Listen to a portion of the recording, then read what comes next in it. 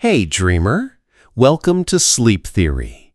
Before we drift off, tell me in the comments where you're tuning in from. Tap that like button and subscribe.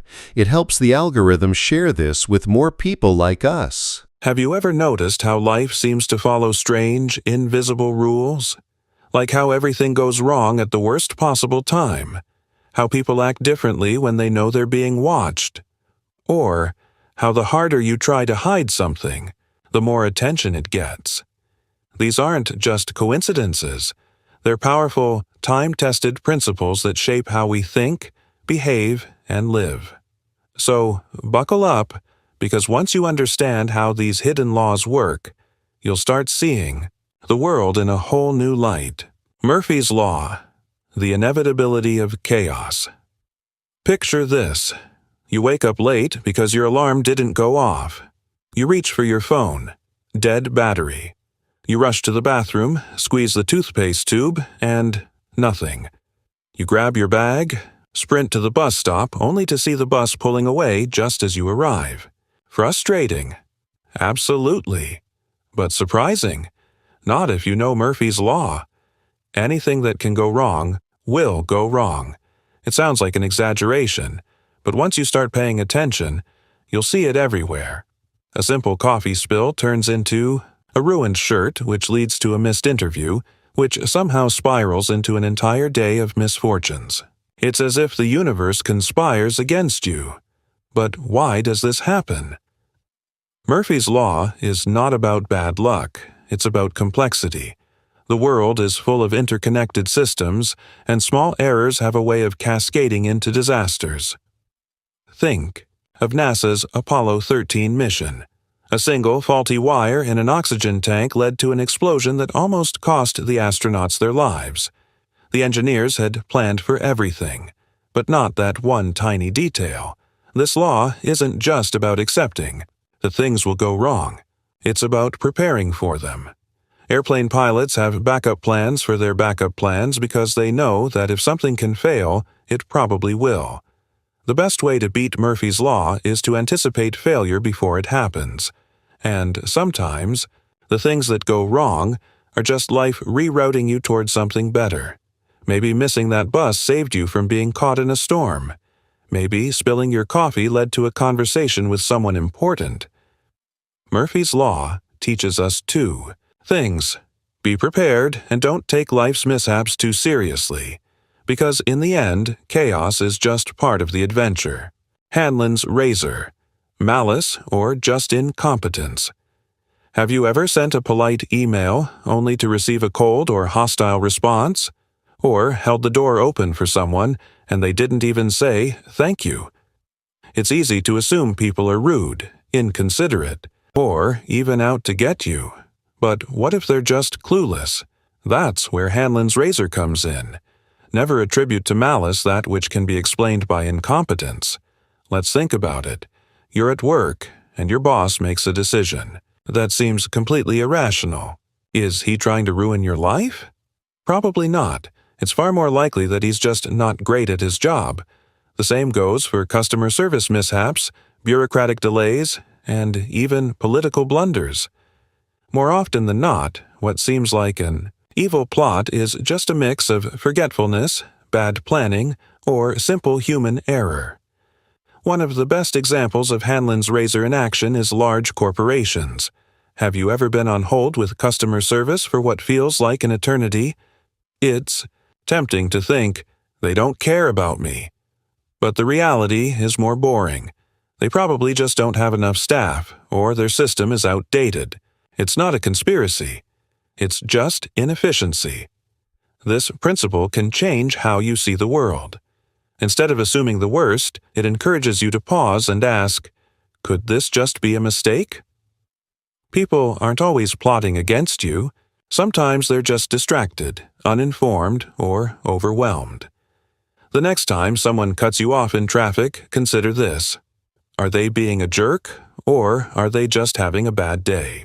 Hanlon's razor won't fix every misunderstanding, but it will make life a little less frustrating. Because when you start assuming incompetence instead of ill intent, the world becomes a much less hostile place. The Peter Principle. Why everyone eventually becomes incompetent. Imagine a hardworking employee. Let's call him Tom. Tom is great at his job, so his company promotes him. He does well in his new role, so he gets promoted again. This keeps happening until one day Tom reaches a position where he's completely out of his depth. He struggles, makes poor decisions, and suddenly, he's terrible at his job. What happened? Welcome to the Peter Principle. People rise to their level of incompetence. In most organizations, employees get promoted based on their performance in their current role, not their potential to succeed in the next one. A fantastic software developer becomes a terrible manager. A brilliant doctor is promoted to hospital administrator, even though they have no leadership skills. The result? Over time, companies fill up with managers and executives who are completely unqualified for their positions. This phenomenon is everywhere. Have you ever had a boss who seemed totally clueless? They might have been excellent at their previous job, but got promoted one step too far. This is why some companies keep their best employees exactly where they are, because the moment they move up, they might stop being effective. So, what's the solution? Some companies combat the Peter Principle by offering alternative career paths that allow talented people to progress without becoming managers. But for most people, the key is self-awareness. Before saying yes to a promotion, ask yourself, do I really want this job? Or do I just want the title and the raise? Because the higher you climb, the harder it is to step back down. The Peter Principle is a warning. Success isn't just about climbing the ladder, it's about knowing when to stop. The Dilbert Principle. Why the worst employees become bosses. Imagine you work in a company where there's one employee who seems to mess up everything they touch.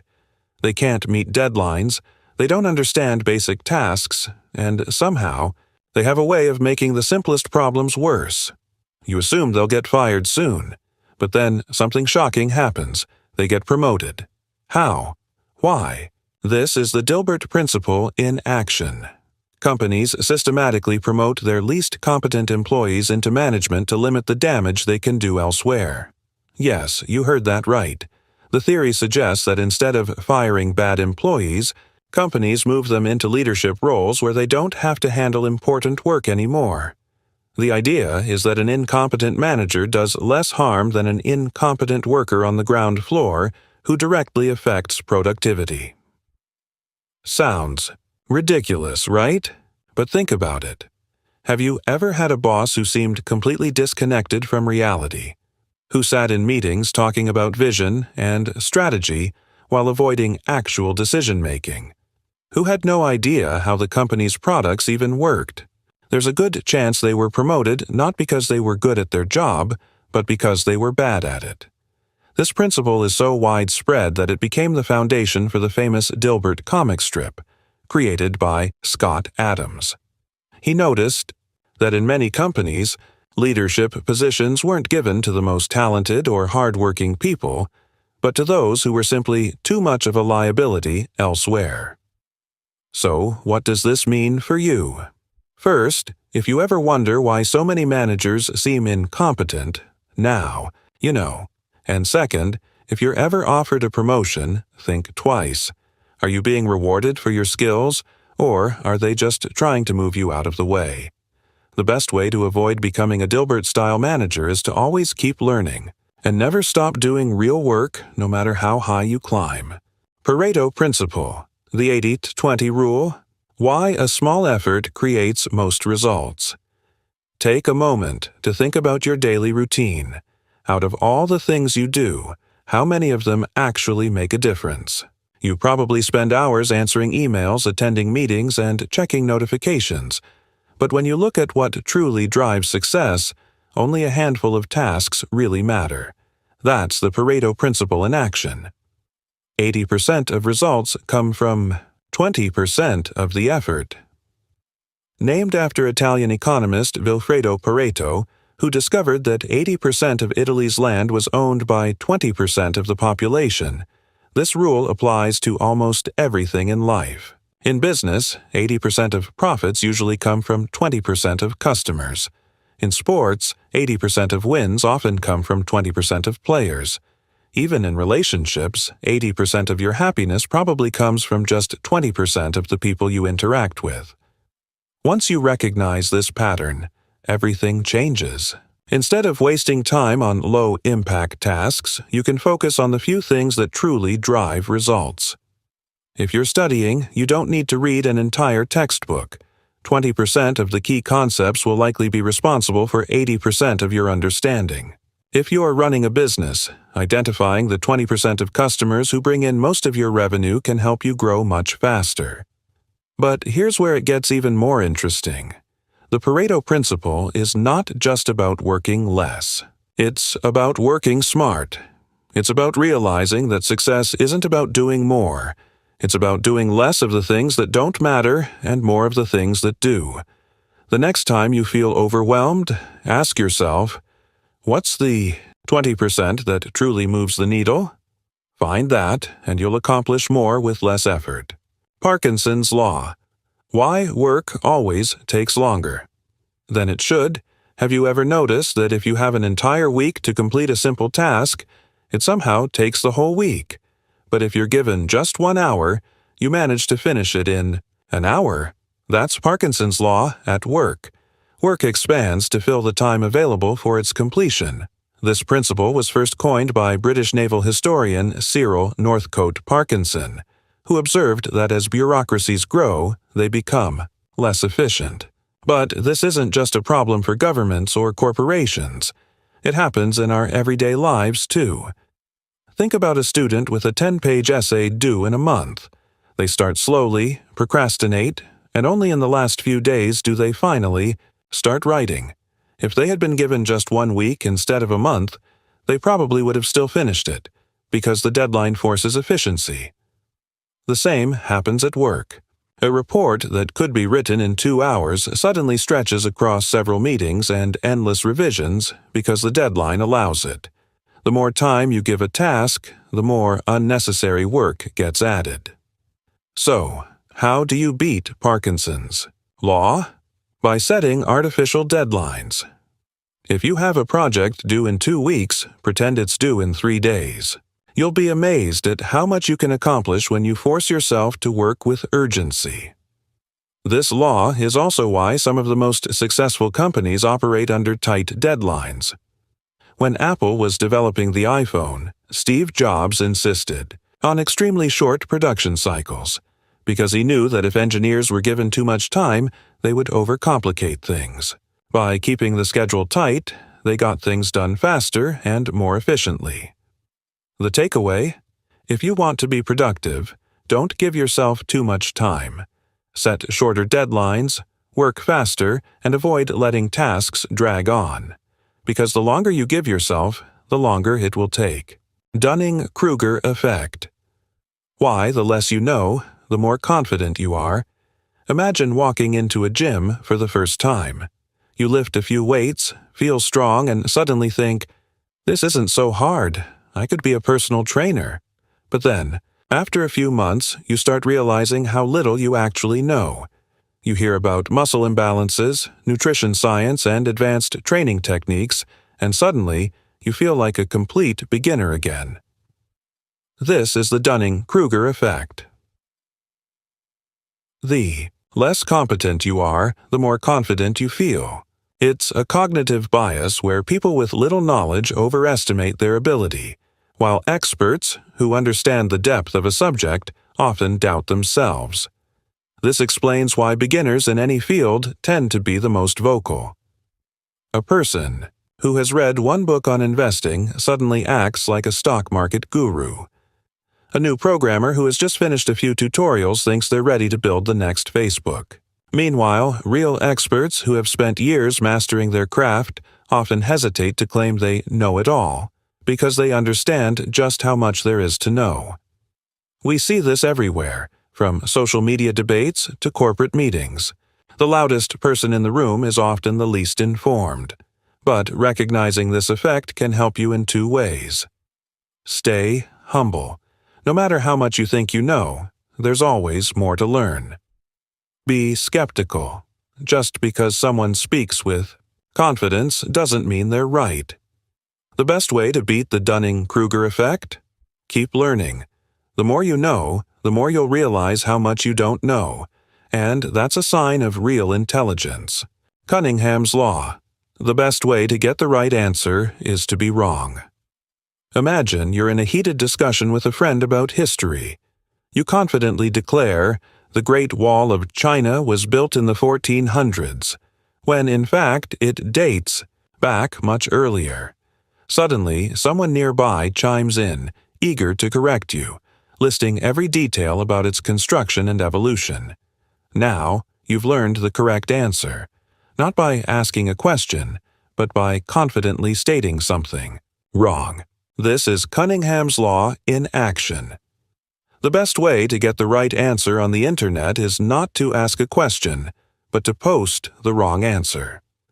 This phenomenon is especially powerful in the digital age. If you post a question online, people might ignore it. But if you post an incorrect statement, people will rush to correct you. Humans have an inherent need to fix errors, especially when they see them written in public. The internet thrives on this principle. Just look at how quickly someone corrects a tweet, a Reddit post, or a YouTube comment when it contains a mistake. But this isn't just a trick for getting answers. It's a reflection of human psychology. People don't always respond to requests for help, but they love to prove someone else wrong. This is why social media debates explode when someone posts something incorrect, while genuine questions often go unnoticed. So, how can you use this law to your advantage? If you need information, don't just ask. Take a guess, even if you're unsure. If you're in a meeting and want input, make a bold statement rather than an open-ended question. The instinct to correct will kick in, and suddenly you'll have more answers than you ever expected. Just be careful if you play this trick too often, people might start thinking you're clueless. Goodhart's Law. When a measure becomes a target, it ceases to be a good measure. Imagine you're running a company and you want to improve customer service. You introduce a new rule. Support agents must respond to every email within 24 hours. At first, it seems like a great idea, until you realize that employees are now sending quick, unhelpful replies just to meet the deadline. The goal was better service, but all you got was a meaningless statistic. This is Goodhart's Law in action. When a measure becomes a target, it ceases to be a good measure. This law explains why performance metrics, once they become rigid goals, often stop being useful. Schools introduce standardized testing to measure learning, but teachers end up teaching to the test rather than focusing on real education. Hospitals set targets for reducing wait times, but instead of improving efficiency, they just rush patients through the system. Goodhart's Law is everywhere. Corporations, governments, even personal habits. Have you ever set a goal to read 50 books a year? At first, it's about learning, but soon it becomes about hitting the number. You rush through books without absorbing anything. The metric replaces the original purpose. So, how do you fight this? By remembering that numbers are just tools, not the goal itself. Instead of blindly chasing metrics, focus on what those numbers are supposed to represent. Otherwise, you might find yourself hitting targets that don't actually mean anything. Hofstadter's Law. Everything takes longer than you. Expect you sit down to work on a project thinking, this will take 2 hours. 4 hours later, you're still nowhere near done. Sound familiar? That's Hofstadter's Law at work. It always takes longer than you expect, even when you take into account Hofstadter's Law. This law captures the universal truth that projects, tasks, and even simple to-do lists always expand beyond our expectations. It's not just about procrastination. It's about how humans consistently underestimate the time things will take, even when they know they are underestimating. Take software development, for example. Programmers set deadlines for new features, but delays always happen. They factor in extra time, but even that isn't enough. Why? Because unforeseen problems always appear. Construction projects are the same. How often do buildings finish exactly on schedule? Almost never. So, what can we do about Hofstadter's law? First, accept it. Everything will take longer than expected, so build that into your planning. If you think a task will take a day, assume 2. If a project is estimated to take 6 months, prepare for 9.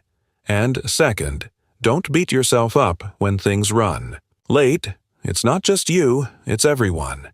Even the best planners in the world fall into this trap. The more we accept that time estimation is flawed, the more we can work around it. And when things inevitably take longer than planned, we won't be surprised. The Lindy effect. The longer something lasts, the longer it will last. Imagine you're walking through a bookstore and you see 2 books on a shelf. One is a trendy new release that everyone is talking about, and the other is an ancient classic that has been read for centuries. If you had to bet on which book would still be read 100 years from now, which would you choose? According to the Lindy effect, the answer is clear. The older book is more likely to survive. The longer something has been around, the longer it is likely to continue existing. This principle applies to ideas, traditions, businesses, and even technologies. If a book, a piece of music, or a philosophy has lasted for centuries, it's probably not going anywhere anytime soon. Shakespeare, Socrates, and the Bible have survived for hundreds or thousands of years, while most bestsellers today will be forgotten in a decade.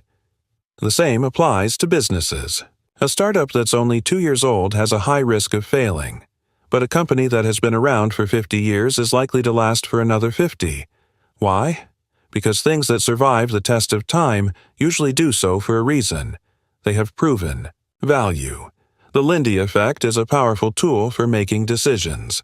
If you want to invest your time in something that will last, look at what has already stood the test of time. Want to get stronger? Don't chase the latest workout fad. Stick to basic weightlifting, which has worked for generations. Want to read a great book? Skip the trends and pick a classic. Understanding this law helps us avoid wasting time on things that are here today, gone tomorrow. The old saying is true. What is new is often temporary, but what has endured is likely to endure, even longer. Godwin's Law. The inevitable Hitler comparison. If you've spent any time on the internet, you've seen it happen. A discussion starts about politics, economics, or even something as trivial as movie rankings. At first, people make rational arguments. But as the debate continues, tempers rise, logic disappears, and suddenly someone says, "This is exactly how Hitler started." Congratulations, you've just witnessed Godwin's Law in action. As an online discussion grows longer, the probability of a comparison involving Hitler approaches 100%.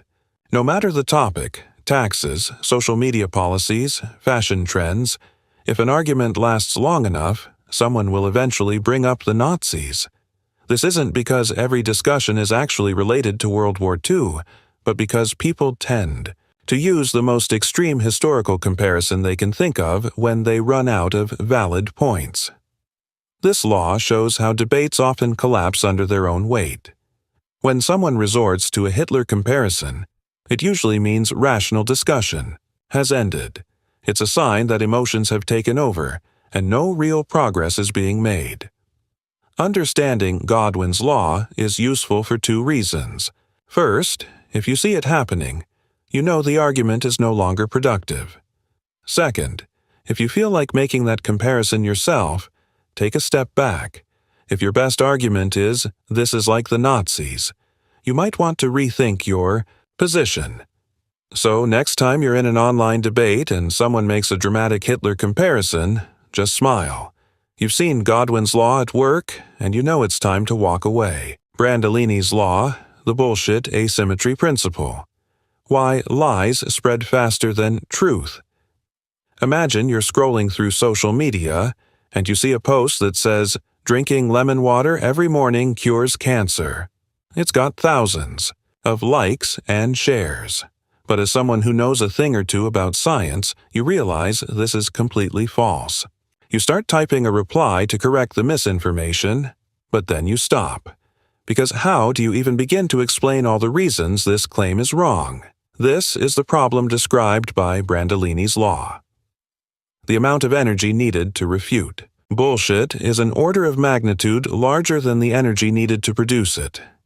It takes seconds to make a false claim, but it takes minutes, hours, or even days to debunk it properly. Lies, conspiracy theories, and misinformation spread like wildfire because they're easy to digest, while truth often requires context, evidence, and critical thinking.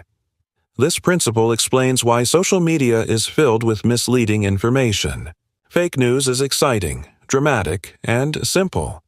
Meanwhile, fact-checking is boring, complicated, and time-consuming. People are more likely to share the catchy falsehood than read through a long explanation of why it's wrong. So, what can we do? First, recognize that not every piece of misinformation is worth arguing about. Some myths will never die, no matter how much evidence is presented. Second, when fighting misinformation, use simple, clear, and engaging explanations. If the truth is too complicated, people will ignore it. Brandolini's law reminds us that battling misinformation is a never-ending fight. But if we want to live in a world that values truth, it's a fight worth taking on. Amara's law. Why we overestimate short-term tech and underestimate long-term impact. Think back to the year 2000. People thought flying cars and humanoid robots would be everywhere by now. Meanwhile, no one predicted that social media, smartphones, and artificial intelligence would completely reshape the world. This is Amara's law at work. We tend to overestimate the short-term effects of technology and underestimate the long-term effects. When a new technology emerges, people assume it will change everything overnight. This leads to hype cycles. Remember when everyone thought 3D TVs would be the future? But at the same time, truly revolutionary technologies sneak up on us. The Internet didn't seem like a big deal in the 1990s, yet today it shapes every aspect of our lives. This law applies to everything from artificial intelligence to cryptocurrency. People expect instant revolutions, but real change happens gradually. The impact of AI won't be just in the next 2 years, it will be in the next 20. The lesson here is patience. Just because a technology doesn't immediately live up to the hype doesn't mean it won't be world-changing in the long run. Instead of chasing every new trend, look for the technologies that quietly reshape industries over decades. That's where the real revolution happens. Mersenn's law. 90% of everything is crap. You walk into a bookstore, excited to find a great novel. There are thousands of books on the shelves, but as you start flipping through them, you realize something frustrating. Most of them aren't that good. In fact, many of them are downright terrible. You wonder, how did so much bad writing get published? This is Mersenn's law, also known as Sturgeon's law. 90% of everything is crap. This applies to books, movies, music, TV shows, and even people's opinions. The vast majority of content out there is mediocre or worse, while only a small percentage is truly exceptional. Think about Hollywood movies. Every year, dozens of big-budget films are released, but how many of them are actually good? Maybe 10%. The same goes for YouTube videos, news articles, and even scientific research. Most of it is forgettable, but a small fraction rises above the noise. But here's the good news. Once you accept this law, you stop feeling frustrated about the amount of bad content in the world. Instead, you start focusing on finding the rare gems. If you want to read great books, don't pick them randomly. Seek recommendations from people who know what they're talking about. If you want to watch great movies, don't just follow the hype. Look at which ones have stood the test of time.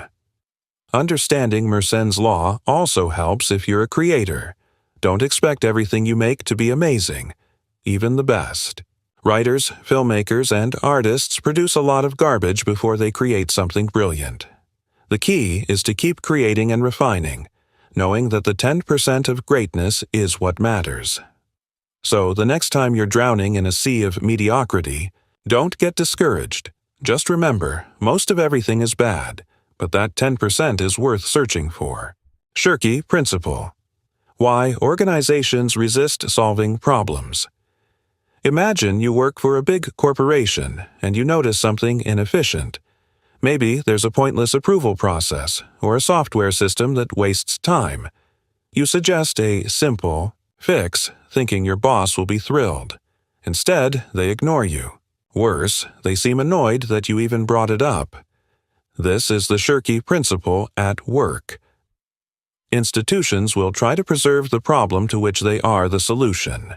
It sounds counterintuitive, but many organizations don't actually want to fix the problems they claim to be solving, because those problems justify their existence.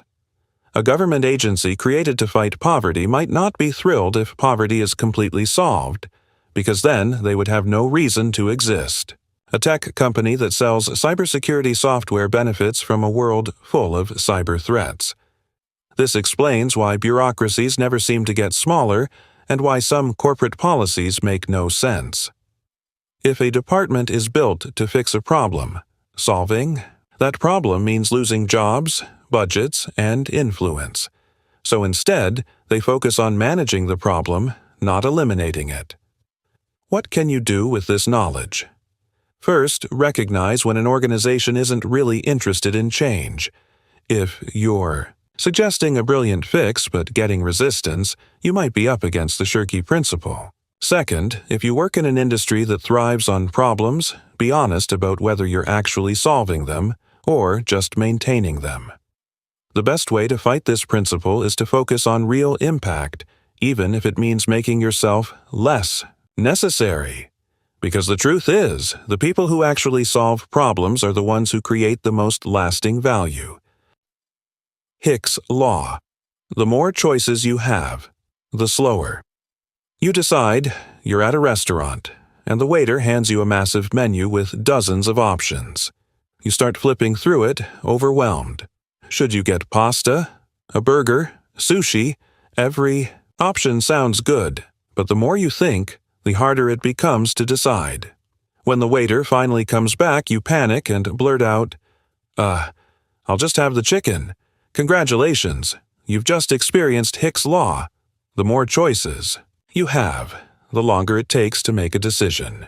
This principle explains why supermarkets are designed the way they are, why simple restaurant menus are often more effective, and why minimalist web design is so popular. When people are given too many options, they freeze, they hesitate, they struggle to commit. Think about online shopping. If you search for black sneakers and get 5,000 results, how do you choose?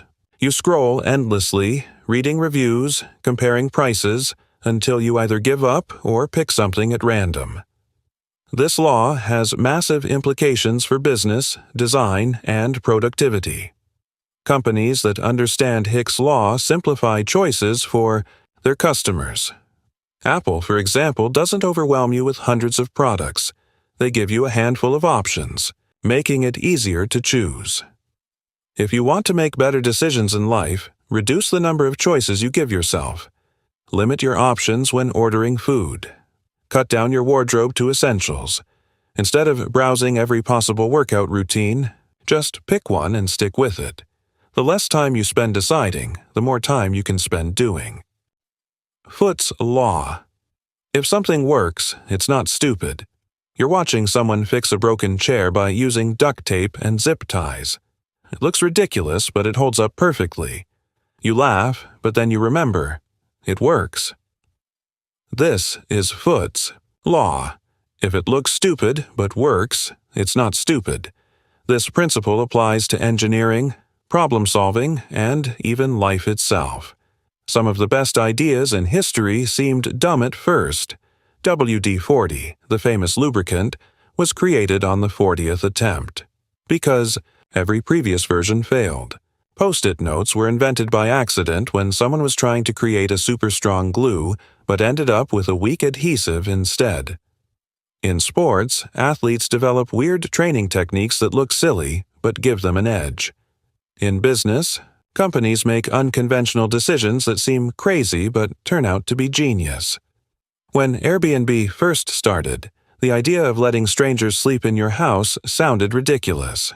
Now, it's a billion-dollar industry. The takeaway: don't judge ideas by how they look. Judge them by whether they work. If a strange system or method gets results, then it's not stupid. It's just unconventional. Some of the best solutions in life aren't elegant, polished, or expected. But as long as they work, they're just as valuable as the most sophisticated alternatives. So the next time you see someone using a paperclip to fix a broken zipper, or a car held together by zip ties, don't laugh. It might look ridiculous, but if it works, it's not stupid. O'Toole's commentary. Murphy was an optimist. You think Murphy's Law is bad? Imagine something even worse. At least Murphy only said that anything that can go wrong will go wrong. But what if things that shouldn't go wrong also go wrong? That's the world according to O'Toole's commentary. Murphy was an optimist. This takes Murphy's Law to the next level. Not only will things fail, but they will fail in ways you never even imagined possible. If you've ever tried to install a simple piece of software only to have it crash your entire system, you've experienced O'Toole's commentary.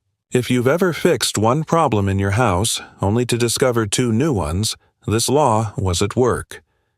In real life, this principle applies to everything from corporate strategies to personal projects. Companies invest millions in new systems to improve efficiency, only to create new inefficiencies. Governments introduce laws to fix a problem, only to create bigger ones. What's the takeaway? Expect failure, not in a negative way, but in a strategic way. The best planners in the world don't just prepare for things to go wrong. They prepare for things to go catastrophically wrong. And when failure happens, don't be shocked. Just adjust and move forward. Because if Murphy was an optimist, then maybe the real secret to success is being a realist. Sayre's Law: the pettiness of academic conflicts. If you've ever witnessed a heated argument between two professors about something that seems completely insignificant, you've seen Sayre's Law in action. Academic disputes are so vicious because the stakes are so small.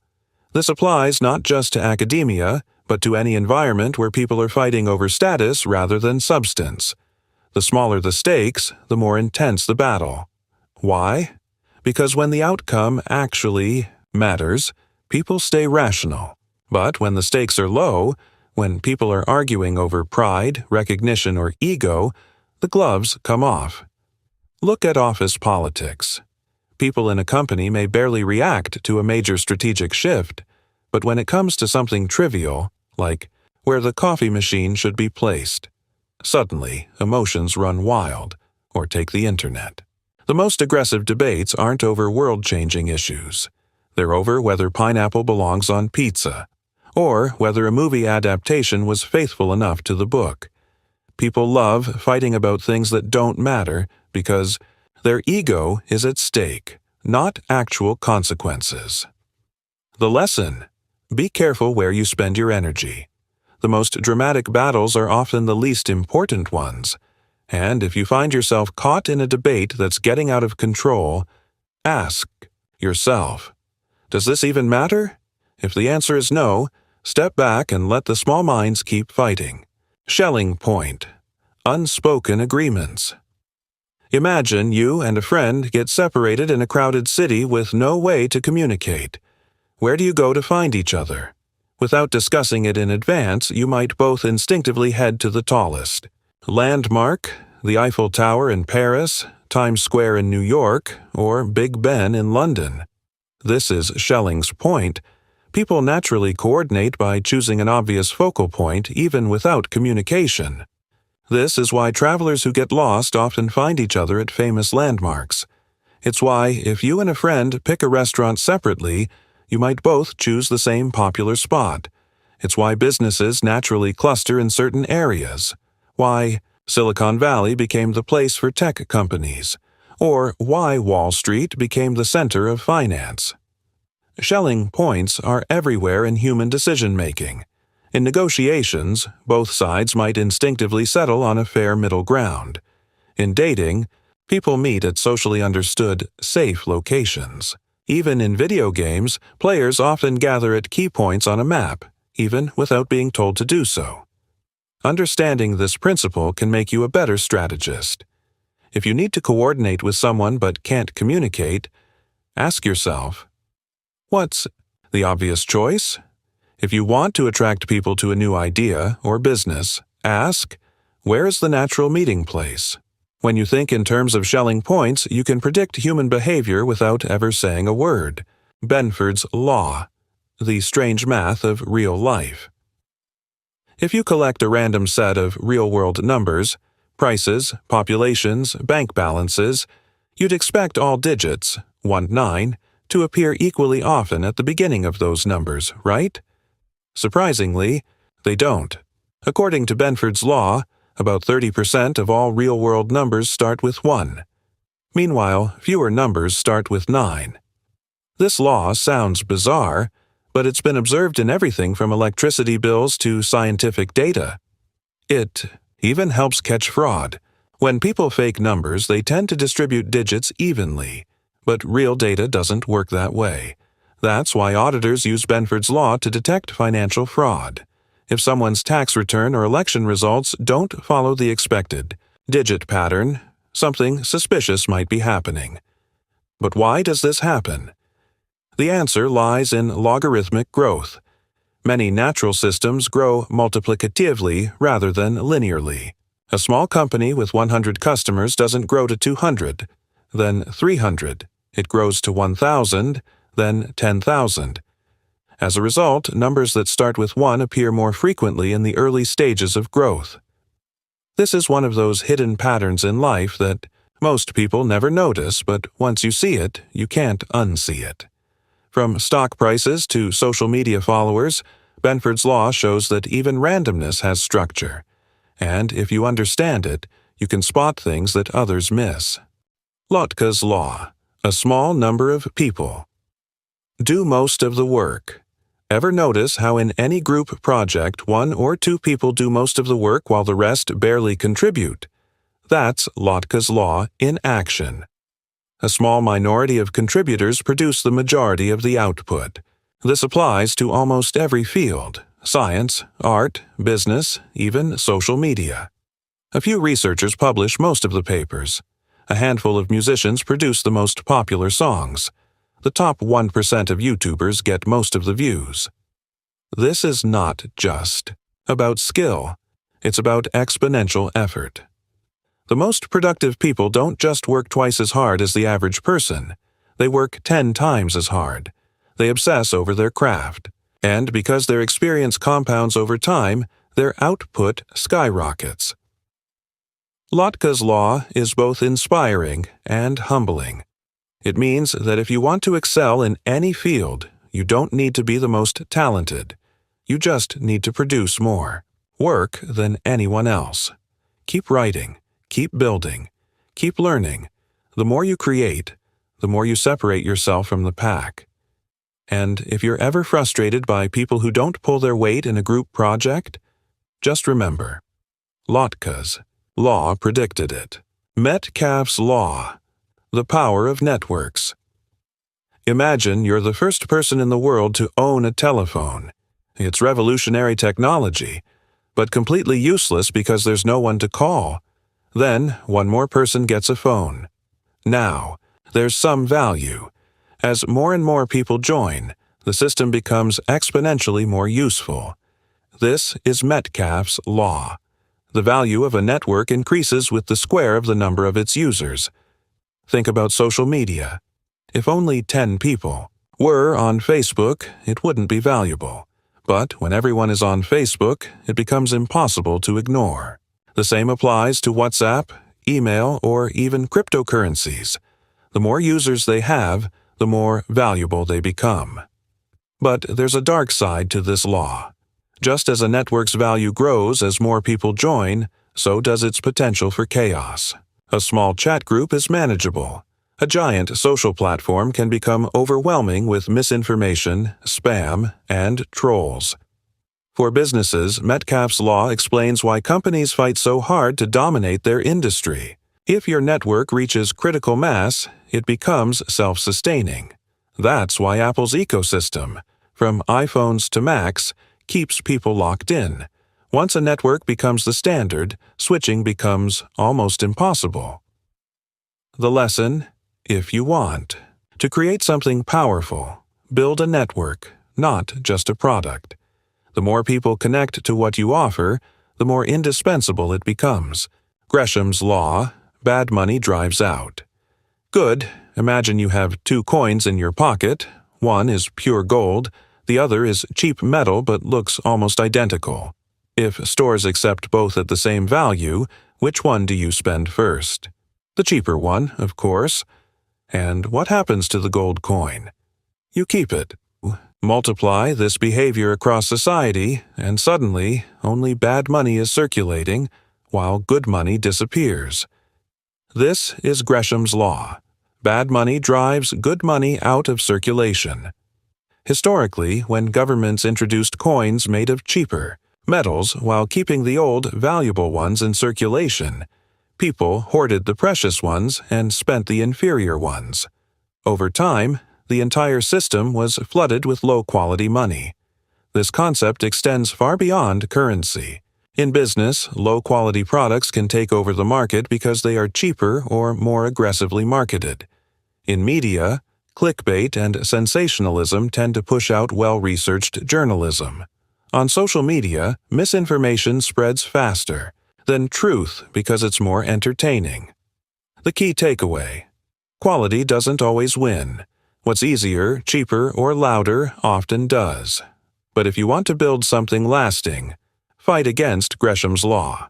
Make quality your competitive edge, even when the world seems to reward mediocrity. Engel's law: the more you earn, the less you spend on food. Think about your monthly budget.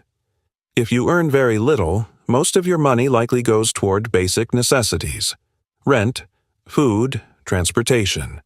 But as your income increases, something interesting happens. The percentage of your budget spent on food decreases, even if you're buying more expensive meals. This is Engel's law. As income rises, the proportion of money spent on food decreases. The law isn't saying rich people eat less, it's saying food spending becomes a smaller part of their overall expenses. A low-income family might spend 50% of their money on food, while a high-income family might only spend 10%, even if they dine at fancy restaurants. This principle explains global economic shifts. As nations become wealthier, food becomes a smaller part of their economy, and spending shifts toward technology, entertainment, and services. That's why developed countries have booming luxury markets, while developing ones focus on basics, goods. Understanding Engel's law is key for businesses and policymakers. If you want to predict where consumer money is flowing, follow this rule. As people get richer, they move beyond survival and start seeking experiences, convenience, and status. Eroom's law, the reverse of Moore's law. Everyone knows Moore's law, the idea that computing power doubles every 2 years while costs drop. But what if the opposite was happening in another industry? Welcome to Eroom's law. Yes, that's Moore spelled backward. The cost of drug development doubles approximately every 9 years. In the pharmaceutical industry, discovering new drugs is becoming slower and more expensive over time, not faster and cheaper. Why? Because as science advances, regulations tighten, and the easy-to-find cures have already been discovered. The low-hanging fruit is gone, leaving only the most complex and expensive problems. This law applies to many fields. In construction, major infrastructure projects take longer and cost more than they did decades ago due to bureaucracy, environmental concerns, and rising labor costs. In education, universities are charging more money but not necessarily improving learning outcomes. The takeaway? Not everything follows the rapid acceleration of technology. Some industries are slowing down due to increasing complexity. If you're working in such a field, the key is to find ways to break the pattern, whether through innovation, policy reform, or alternative solutions. Little's Law. The math of waiting in line. You walk into a coffee shop, and there are 10 people in line. You estimate it'll take 5 minutes per person, so you prepare to wait 50 minutes. But instead, the line moves quickly, and you get your coffee in 20 minutes. What happened? You just experienced Little's Law. The average number of customers in a system equals the arrival rate multiplied by the average time spent in the system. This law applies to everything from grocery store lines to hospital emergency rooms. It explains why adding more checkout lanes reduces wait times, why traffic congestion gets worse when entry rates exceed exit rates, and why airports always seem to have long security lines. Businesses use Little's Law to optimize workflows. Restaurants calculate table turnover rates, airlines design boarding procedures, and software engineers analyze server loads. For everyday life, this law helps you predict and avoid delays.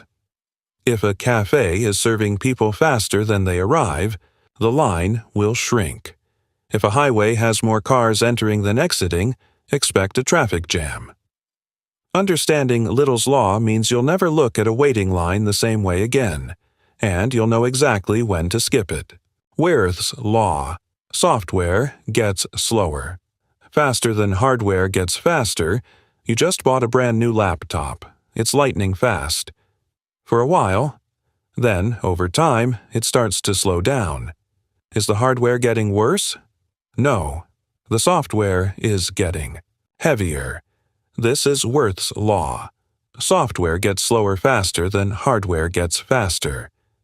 Computers today are vastly more powerful than those from 20 years ago, yet modern apps feel sluggish compared to old ones. Why? Because developers keep adding new features, layers of complexity, and unnecessary bloated code. The more powerful hardware gets, the more inefficient software becomes. Think about Microsoft Word in the 90s. It ran smoothly on weak machines. Today, it requires a high-performance laptop just to type a simple document. Websites used to be small and lightweight. Now, they load unnecessary animations, tracking scripts, and high-resolution images that slow them down. Wirth's Law is a warning to programmers and designers. Just because you can add more complexity doesn't mean you should. Simple, efficient software will always outperform bloated systems. For everyday users, it's a reminder that buying the latest gadget won't save you from slowdowns forever.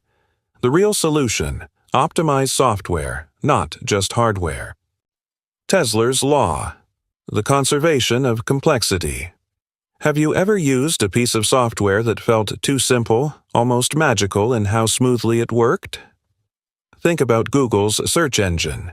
You type a few words, hit enter, and get instant results. But behind that clean, simple design lies an incredibly complex system processing billions of web pages in milliseconds. This is Tesler's Law, also known as the Law of Conservation of Complexity. Every system has an inherent amount of complexity. You can't eliminate it, only shift it elsewhere. When designers make a product easier for the user, they aren't making the system simpler. They're just transferring that complexity to the back end.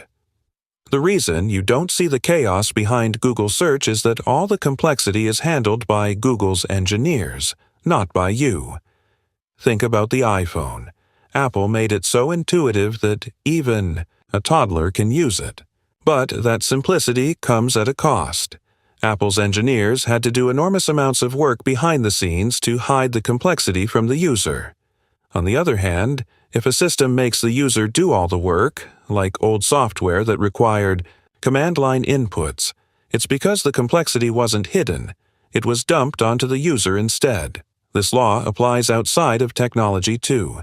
In a restaurant, the more convenient your experience, menus, waiters, seamless service, the more complexity is handled behind the scenes by chefs, staff, and logistics teams. In business, the easier a service feels to customers, the more effort has gone into optimizing workflows, automation, and management. Understanding Tesla's law helps you appreciate why some things seem effortless. Someone, somewhere, is handling that complexity for you. And if you ever design a product or service, remember, the best experiences are the ones where complexity is managed so well that the user doesn't even notice it exists. Lucas critique: why economic models fail when policies. Change: imagine you're a government economist trying to reduce unemployment. You look at past data and find that whenever the government increases spending, unemployment drops. So you suggest a massive new spending program. But when it's implemented, unemployment doesn't go down as expected. What went wrong? This is the Lucas critique. Economic models based on past data become unreliable when policies change. The problem is that people don't just passively follow past trends. They react to new policies. When governments increase spending, businesses and workers adjust their behavior. If people expect inflation, they demand higher wages. If companies expect higher taxes, they reduce investment. The entire system shifts in ways the original model never predicted. This law is why so many government policies have unintended consequences. It's why cutting taxes doesn't always boost economic growth, why rent control can lead to housing shortages, and why increasing the minimum wage doesn't always reduce poverty the way models predict. The Lucas critique teaches us that humans aren't robots. They adapt, they anticipate, and they change their strategies when policies shift. That's why policymakers and even business leaders must be careful when relying on historical data. Past trends don't always predict future results because people are always adjusting to new realities. Laffer curve. Why higher taxes can reduce. Tax revenue. At first glance, raising taxes seems like a simple way for governments to collect more money. But what if higher taxes actually result in less revenue? This paradox is explained by the Laffer curve. When tax rates get too high, people change their behavior in ways that reduce overall tax revenue. Think about it. If a country taxes income at 0%, the government collects no revenue. But if it taxes income at 100%, nobody would work because they wouldn't get to keep any money. Somewhere in between, there's a sweet spot where tax rates maximize revenue. This concept applies beyond taxation. In business, if a company raises prices too high, customers stop buying and profits drop. In personal productivity, if you push yourself too hard, burnout reduces your effectiveness. Governments and businesses that understand the Laffer curve can find the optimal point where they maximize results without pushing people to change their behavior negatively. And for individuals, it's a reminder that more effort doesn't always equal better results. Sometimes the key is balance. Rothbard's Law. Why government programs often achieve the opposite of their goals. Governments, at their core, are created to solve problems: poverty, healthcare, unemployment, housing shortages, education gaps. And in theory, this makes perfect sense. When society faces an issue too large or too complex for individuals or businesses to solve on their own, it's natural to look toward central institutions with power and resources. But here's the uncomfortable truth. Many government programs don't solve the problems they're designed to fix. In fact, sometimes they do the opposite. This brings us to Rothbard's Law. Government programs often end up accomplishing the opposite of their intended goals. At first glance, this may sound cynical, But it's not about demonizing government, or assuming politicians are corrupt or incompetent. Instead, it's about recognizing a consistent pattern that emerges when large bureaucracies attempt to engineer outcomes in systems they can't fully control or predict. Take welfare programs. For example, designed with the noble intent of helping people escape poverty, they often provide financial assistance to those in need. But over time, in certain cases, these same programs create dependency, discouraging recipients from seeking full-time employment because doing so might reduce or eliminate their benefits. The system that was meant to uplift people can, unintentionally, trap them. Consider student loan subsidies. These were introduced to make higher education more accessible. But with guaranteed money flowing in, many universities raised their tuition prices, knowing students had government-backed loans to fall back on. The result? More debt, more expensive education, and, arguably, less value in the degrees being offered. Another example is rent control. It's designed to make housing affordable for tenants. But when landlords are restricted in how much they can charge, they may stop investing in maintenance or building new units altogether. Over time, this creates housing shortages, deteriorating properties, and a black market for apartments. All unintended consequences of a well-intentioned policy. So, why does this happen? Because when governments intervene in complex systems, they often fail to account for the ripple effects. They tamper with incentives, and when you distort incentives, you distort behavior. And unlike engineering problems, where steel behaves, predictably under pressure, humans adapt, shift, and find ways around the rules. This doesn't mean all government intervention is doomed to fail, but it does mean that we should approach every new policy, program, or reform with a healthy dose of skepticism. Before supporting a solution, we need to ask a simple but powerful question. What could go wrong? Because good intentions aren't enough.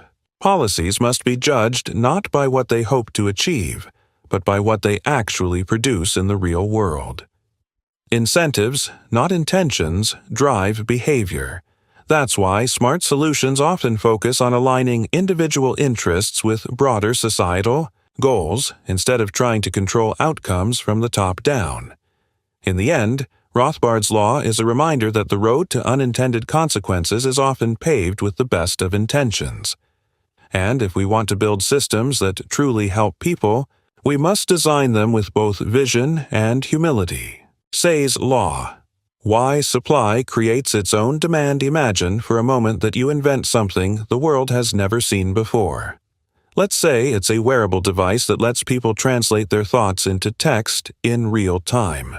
No typing, no speaking, just pure mind-to-screen communication. At first, nobody is asking for it. There's no search volume, no social media buzz, no urgent demand screaming to be met. In fact, most people wouldn't even know such a thing was possible, or even needed. But then you launch it. People see what it can do. They realize how much time it saves, how it could help those with disabilities, how it revolutionizes communication. Suddenly, what no one was asking for becomes something millions of people want. And just like that, the demand is born, not before the product but because of it. This is the heart of Say's law. Supply creates its own demand. At first glance, it might sound counterintuitive. We're used to thinking that markets begin with demand, people wanting something, and businesses rushing in to meet that desire. But Jean-Baptiste Say, the French economist behind this principle, flipped the perspective. He argued that production itself is what enables demand. When someone produces a good or a service, they don't just create an item. They create value, which can then be exchanged for other goods and services.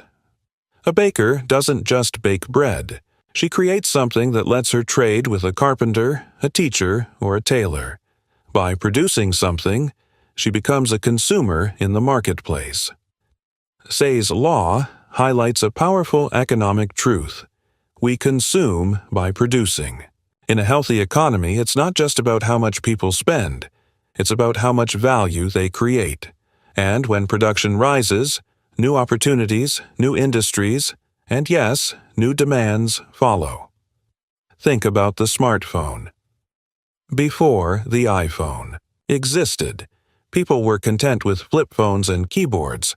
Nobody was demanding a device with a glass touchscreen, app ecosystem, and facial recognition. But once Apple introduced it, it didn't just satisfy a market. It created a market. An entire universe of apps, accessories, services, and usage habits followed. Or consider the rise of electric cars. For decades, there was minimal demand. Then Tesla came along, not responding to a massive outcry for electric vehicles, but building something new, sleek, and desirable. And suddenly, demand exploded. This principle has massive implications for entrepreneurs, creators, and innovators. If you want to build something truly valuable, don't just ask, "What are people asking for today?" Ask instead, "What will they want tomorrow, once I show them it's possible?" The greatest companies in history, Apple, Amazon, Google, weren't just reactionary. They were visionary. They didn't chase demand, they anticipated it. Sometimes they created it from nothing. So whether you're launching a business, designing a product, or thinking about your next big idea, remember Say's law. Because in the end, true demand doesn't come from chasing trends. It comes from daring to create something worth wanting. The Veblen effect. Why expensive products sell. More picture this.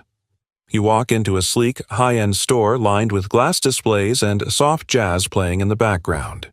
You're shopping for a watch. On the left, there's a beautifully designed piece priced at $100. Minimalist, functional, maybe even elegant.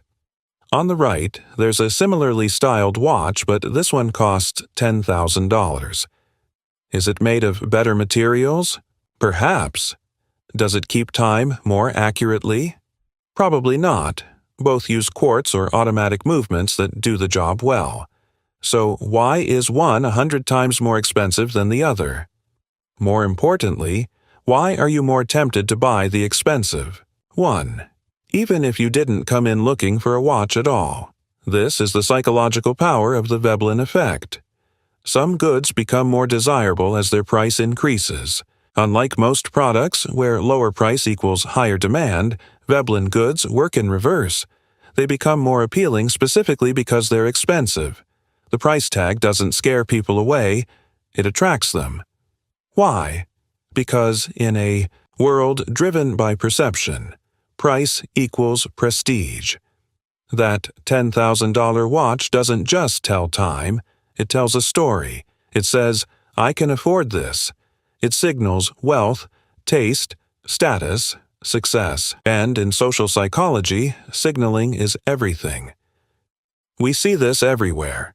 A $5,000 handbag might hold the same items as a $50 one, but the luxury version turns heads, sends messages, and elevates the owner's social standing. A luxury car might not get you to your destination any faster than a regular sedan, but its brand emblem carries unspoken weight. A hotel offering rooms for $100 per night may be clean and comfortable, but a $1,000 per night suite is seen as premium, even if the bed and towels feel the same. What's truly fascinating is how perceived value can override objective utility. The product itself might not change, but the way we feel about it does, simply because of the number on the tag. And that's what the Veblen effect teaches us. Value is often created in the mind of the buyer, not in the function of the item. Many luxury brands understand this instinctively. They don't try to compete on practicality, they compete on desire. In fact, some intentionally keep their products expensive and limited, not to sell more, but to maintain status exclusivity. Lower the price, and the illusion of luxury evaporates. This principle also flips traditional business logic on its head. While most companies lower prices to attract buyers, some raise them to signal prestige. Think of high-end fashion houses. exotic cars, or even rare wines and art. The more expensive it is, the more people want it, because owning it means you're part of an elite group. But here's the deeper truth. The Veblen effect isn't just about money. It's about identity. We don't always buy things because we need them. We buy things because of how they make us feel, and, more importantly, how they make others see us. So, what's the lesson here? In business, pricing isn't just a financial decision. It's a branding decision. How you price your product tells a story, sets expectations, and determines who will buy it. In life, it's a reminder to be conscious of your own desires. Ask yourself, do I want this because it's truly valuable, or because it's expensive? Because sometimes we're not paying for better quality. We're paying for the illusion of importance. And understanding that illusion gives you the power to choose more wisely. Kranzberg's first law. Technology is neither good nor bad, but it's never neutral. Imagine you're holding a smartphone in your hand, a device that gives you access to every book ever written, every map, every voice, every image. A tool that connects you to family, to news, to the world, anytime, anywhere. Sounds incredible, right? But then again, that same smartphone can be a portal to distraction, doom-scrolling, addiction, misinformation, and surveillance. So, is it a miracle or a menace? Welcome to the paradox of modern innovation, perfectly captured by Kranzberg's first law. Technology is neither good nor bad, but it is never neutral. This simple sentence, coined by historian of technology Melvin Kranzberg, forces us to reconsider how we think about the tools that shape our lives. It tells us that no, technology, no matter how powerful or harmless it may seem, arrives in the world as a blank slate. Every innovation carries consequences, intended or not. Let's look at some examples. Nuclear energy is one of the most powerful technological achievements in human history. It can power entire cities with minimal emissions, providing an answer to climate change. But it can also wipe out entire cities in an instant, as Hiroshima and Nagasaki have taught us. Social media began as a way to stay connected, to share thoughts, to amplify voices. And it has done just that, bringing people together across cultures, enabling global movements like Knock Me Too and Black Lives Matter. But it has also deepened political divisions, accelerated the spread of fake news, and created a generation grappling with anxiety, self-worth, and digital addiction. Artificial intelligence is transforming healthcare, logistics, research, and creativity. It's helping diagnose diseases earlier, write code faster, and optimize everything from traffic to translation. Yet it also threatens to automate millions of jobs, amplify bias, and raise deeply ethical questions about autonomy and control. Kranzberg's insight was that technology doesn't exist in a vacuum. Its effects depend on context, culture, economics, and intent. A hammer can build a house or break a window. Fire can cook a meal or burn a forest. The same technology can liberate or oppress, depending on who holds the power and how it's applied. And it's not just the dramatic technologies that matter. Even seemingly minor innovations, like the printing press, have changed the course of civilization. It spread knowledge, yes, but also enabled propaganda and ideological wars. The automobile gave us freedom and speed, but also traffic, urban sprawl, and pollution. The light bulb extended the day but also disrupted natural sleep patterns. So, what does Kranzberg's law teach us practically? It teaches us that technological progress is not just a question of invention, it's a question of reflection. We must ask, who gains from this technology? Who loses? What values are embedded in its design? What does it encourage us to do or not do? This law reminds policymakers, engineers, designers, and users that their decisions ripple far beyond the screen, the chip, or the code. The ethical dimension is not optional.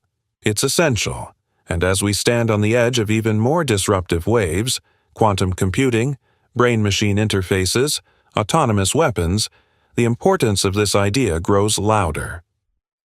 Technology doesn't simply exist. It acts, it changes us, and it always takes sides. The real question is, will we be thoughtful enough to choose what side it's on? Clarke's third law. Any sufficiently advanced technology is indistinguishable from magic. Imagine standing in the middle of a quiet 19th century village. Horses clip-clop along cobblestone roads, gas lamps flicker in the evening fog, and letters are delivered by hand over weeks. Now picture yourself pulling out a modern smartphone in that world, just a black slab of glass, until it comes to life. With one touch, it glows and speaks. It shows moving images. It plays music from nowhere. It lets you talk to someone on the other side of the world, live. You ask it a question, and it answers. To the people around you in that time, you are not just an inventor or a traveler from the future. You are a sorcerer. That's the essence of Clarke's third law, coined by the visionary science fiction writer Sir Arthur C. Clarke. Any sufficiently advanced technology is indistinguishable from magic. At its core, this law is a powerful reminder that what we consider impossible today may simply be something we do not yet understand. In fact, throughout history, progress has repeatedly turned magic into science. In ancient times, lightning was thought to be a weapon from the gods until we learned about electricity. The idea of flying was once pure fantasy until the Wright brothers took off at Kitty Hawk. Even the act of speaking to someone across great distances was considered supernatural until the telephone, radio, and eventually the internet made it mundane. Look at the past 100 years alone. We've gone from candlelight to smart homes, from horse-drawn carts to electric vehicles and self-landing rockets. We've mapped the human genome, created machines that learn, and sent robots to other planets. What would someone from the 1800s think if they saw a drone flying overhead or a robotic dog opening doors? To them, we are technological wizards. But Clarke's law isn't just about looking backward, it's also a window into the future. Think about what's coming. Brain computer. Interfaces that let people type just by thinking.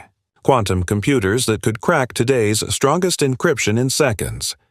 Genetic editing tools that may allow us to prevent diseases before birth.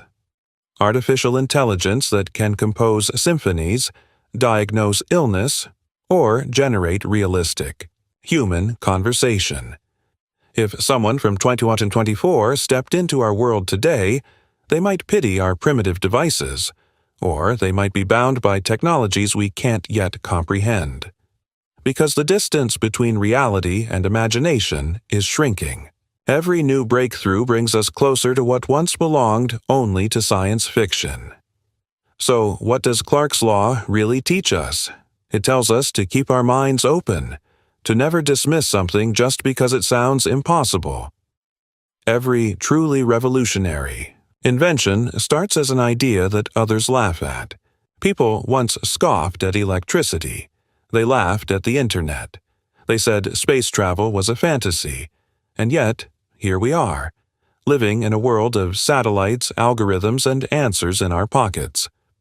So, the next time you hear someone say, "That'll never happen," remember Clarke's law. Because the truth is, the future always looks like magic until we finally build it. Stigler's law. No discovery is named. After its true discoverer, you've probably heard of Murphy's law, that if anything can go wrong, it will.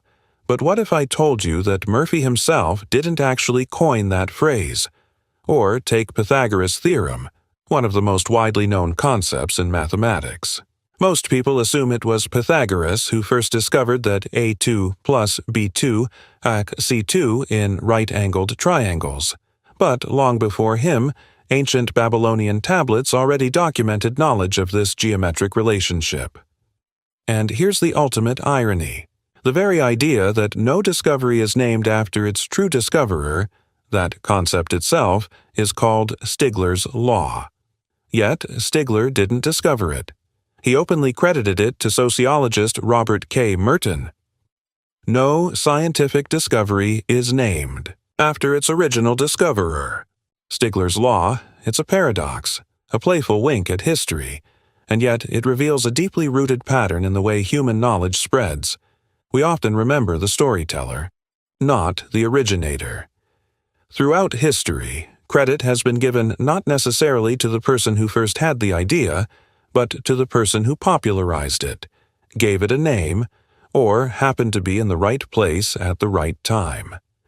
Let's look at some more examples. Hubble's law describes the expansion of the universe, but the idea was first proposed by Georges Lemaitre, a Belgian priest and physicist who published the theory 2 years before Edwin Hubble's more widely known paper.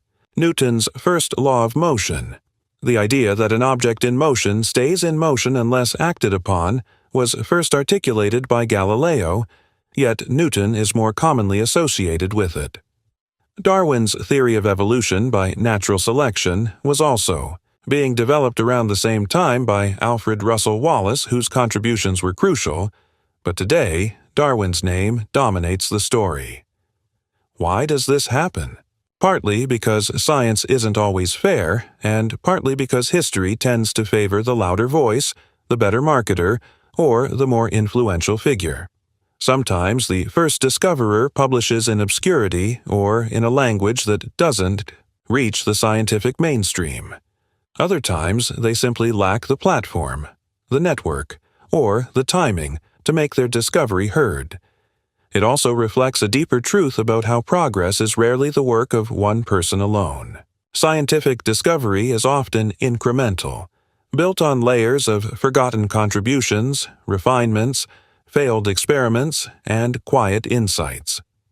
The breakthrough moment we remember is usually the final visible spark on top of a much larger foundation, and so Stigler's law becomes both a caution and a comfort. If you're someone who creates, who discovers, who pushes the boundaries of knowledge, you might not get the recognition. Your name might never appear in textbooks, but the impact of your work may ripple through time anyway, under someone else's name, yes, but still changing the world. And in the end, isn't that what really matters? Miller's Law. The limits of human memory.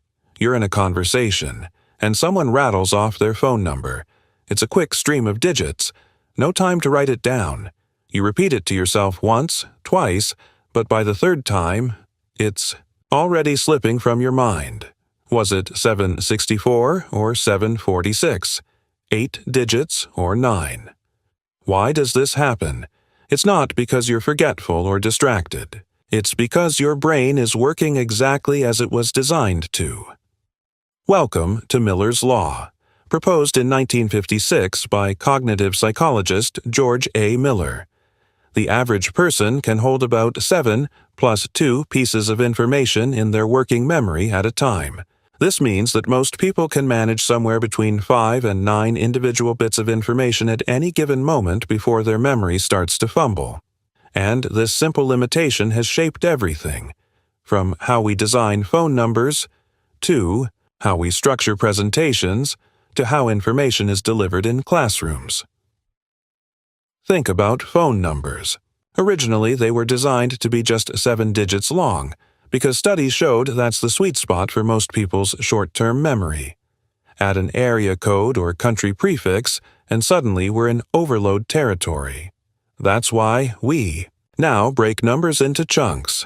+1, 415, 550132, 3 groups instead of one long string. Your brain can handle it more easily. But this limitation isn't a flaw. In fact, it's one of the brain's most powerful filters. Imagine if your mind tried to process everything it saw, heard, or thought in a given moment. You'd be overwhelmed in seconds. Miller's Law ensures your attention stays focused. It filters the noise so your brain can prioritize what's important. Here's the fascinating part. While your working memory may be limited, your pattern recognition abilities are nearly limitless. You may not remember a string of 20 numbers, but you can remember a melody made of those numbers in musical form. You may forget a list of disconnected facts, but you'll recall a story that weaves those facts together.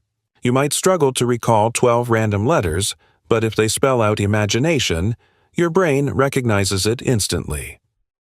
That's where the concept of chunking comes in. Chunking is the process of grouping information into meaningful clusters. It's the reason we remember FBI, CIA, NSA better than FBCIANSA. It's why complex topics become digestible when they're broken into 3 main ideas or 5 simple steps. In education, chunking transforms dense textbooks into chapters, summaries, and flashcards. In business, it turns overwhelming data into key takeaways. In communication, it helps speakers deliver powerful messages by organizing their thoughts into compact, memorable phrases. So, how can you apply Miller's Law in real life? If you're teaching, break your content into bite-sized chunks. If you're presenting, organize ideas around 3 to 5 points. If you're learning, group related items together instead of trying to memorize them individually. And if you're trying to persuade, keep your message tight, because too much information leads to confusion, not conviction. Because the truth is, our minds aren't made to carry everything. We're made to carry just enough. And when we organize our thoughts in alignment with how our brains naturally work, information becomes not just easier to remember, it becomes impossible to forget. Gall's Law. Why complex systems must start emotion. Have you ever watched a grand project crash and burn, not because the idea was bad, but because it tried to be everything at once? Maybe it was a new government healthcare portal, launched, with a multi-billion-dollar budget and hundreds of features, only to freeze on day 1. Or perhaps it was a startup that promised to disrupt 10 industries simultaneously, but couldn't even get a minimum viable product out the door. It's a painful but familiar story, and it's exactly what Gall's Law warns us about. A complex system that works is invariably found to have evolved from a simple system that worked. Coined by systems theorist John Gall, this law explains something crucial. You cannot build a complex, functional system from scratch. You have to start simple. Let it run. Let it fail. Let it evolve. And then, piece by piece, complexity can emerge. Let's start with something massive. The Internet. Today, it's the nervous system of the planet. A vast, interconnected web of devices, platforms, and protocols. But it didn't start that way. It began as ARPANET, a humble project connecting 4 university computers in 1969. No social media, no search engines, no video calls, just simple, basic communication. But because it worked, others could build on top of it. Email protocols, file transfers, the web, streaming, social networking, layer after layer, each tested, improved, and scaled. Or take Facebook.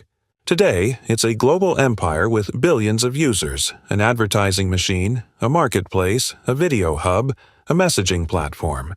But back in 2004, it was just the Facebook, a bare-bones directory for Harvard students to look up their classmates. No mobile app, no global ambitions, just a simple idea that worked. And because it worked, it grew naturally into something more complex. Gall's Law explains why so many government systems fail spectacularly. Bureaucracies often try to roll out all-encompassing programs fully formed, huge databases, complex interfaces, one-size-fits-all solutions. But without a working foundation, the whole thing collapses under its own weight. The result? Wasted resources, frustrated users, and expensive lessons in humility. The same law applies to businesses, software, education models, and even personal goals. When you try to do everything at once, launch the app, build the brand, go viral, monetize, scale, It's easy to miss the most important step. Does it even work in its simplest form? Because here's the truth, complexity isn't the goal. It's a consequence, and whether that consequence is good or bad depends on how it was built. So, what's the lesson? Start small. Test early. Let it evolve. Create a system that works on a tiny scale before expanding it. If it works for 5 people, maybe it can work for 50. If it works for 1 city, maybe it can work for 10. If your app solves a simple problem, well, then you can add features. Evolution beats revolution, not just in biology but in design, business, and innovation. The best systems in the world weren't born complex. They became complex over time, through trial, error, and constant refinement. So the next time you're building something, an idea, a product, a company, remember Gall's law. If you want it to last, don't start big. Start smart, start simple, and let it grow. Brooks' Law. Why adding more people to a late project makes it later. Imagine this. You're managing a large software project. Deadlines are approaching, milestones are slipping, and tension is rising. The team is overworked, exhausted, and behind schedule. In a moment of urgency, a decision is made. Hire more developers. Surely, more hands on deck will speed things up, right? But instead of finishing faster, something strange happens. Progress slows down even more. Deadlines slip further. Bugs multiply. Meetings increase. Confusion spreads. How is it possible that more people made the project slower? This is the strange and counterintuitive truth captured by Brooks' Law. Adding manpower to a late software project makes it later. Coined by Fred Brooks, author of the classic software engineering book The Mythical Man Month, this law is more than just a clever quote. It's a reality that continues to surprise project managers, CEOs, and startup founders decades later. So, why does this happen? Let's break it down. When you bring new people onto an existing project, especially one that's already behind, those new team members don't magically become productive overnight. They need time to understand the code base, the structure, the logic, the tools being used. They need to learn about internal processes, team dynamics, goals, and decisions that were made months ago. In other words, they need to be onboarded. And who does the onboarding? The very same senior developers and team members who were already working overtime trying to meet deadlines. Now, instead of writing code or solving problems, they're holding hands, explaining architecture, reviewing, pull requests, and answering questions. It gets worse. As more people join the project, communication overhead skyrockets. Every new person introduces more complexity, more meetings, more Slack messages, more miscommunication, and more opportunity for errors. Collaboration, which once flowed naturally in a small team, now becomes an organizational chore. Brooks explained that projects don't scale linearly with headcount. In fact, beyond a certain point, adding people actually creates diminishing returns, and eventually, negative returns. And this principle doesn't apply only to software. In group projects at school, adding more people often leads to more confusion, less accountability, and overlapping work. In large corporate initiatives, expanding teams mid-project introduces new departments, new reporting lines, and more bureaucracy. In any setting, when you increase headcount without reducing complexity, you don't speed things up, you slow them down.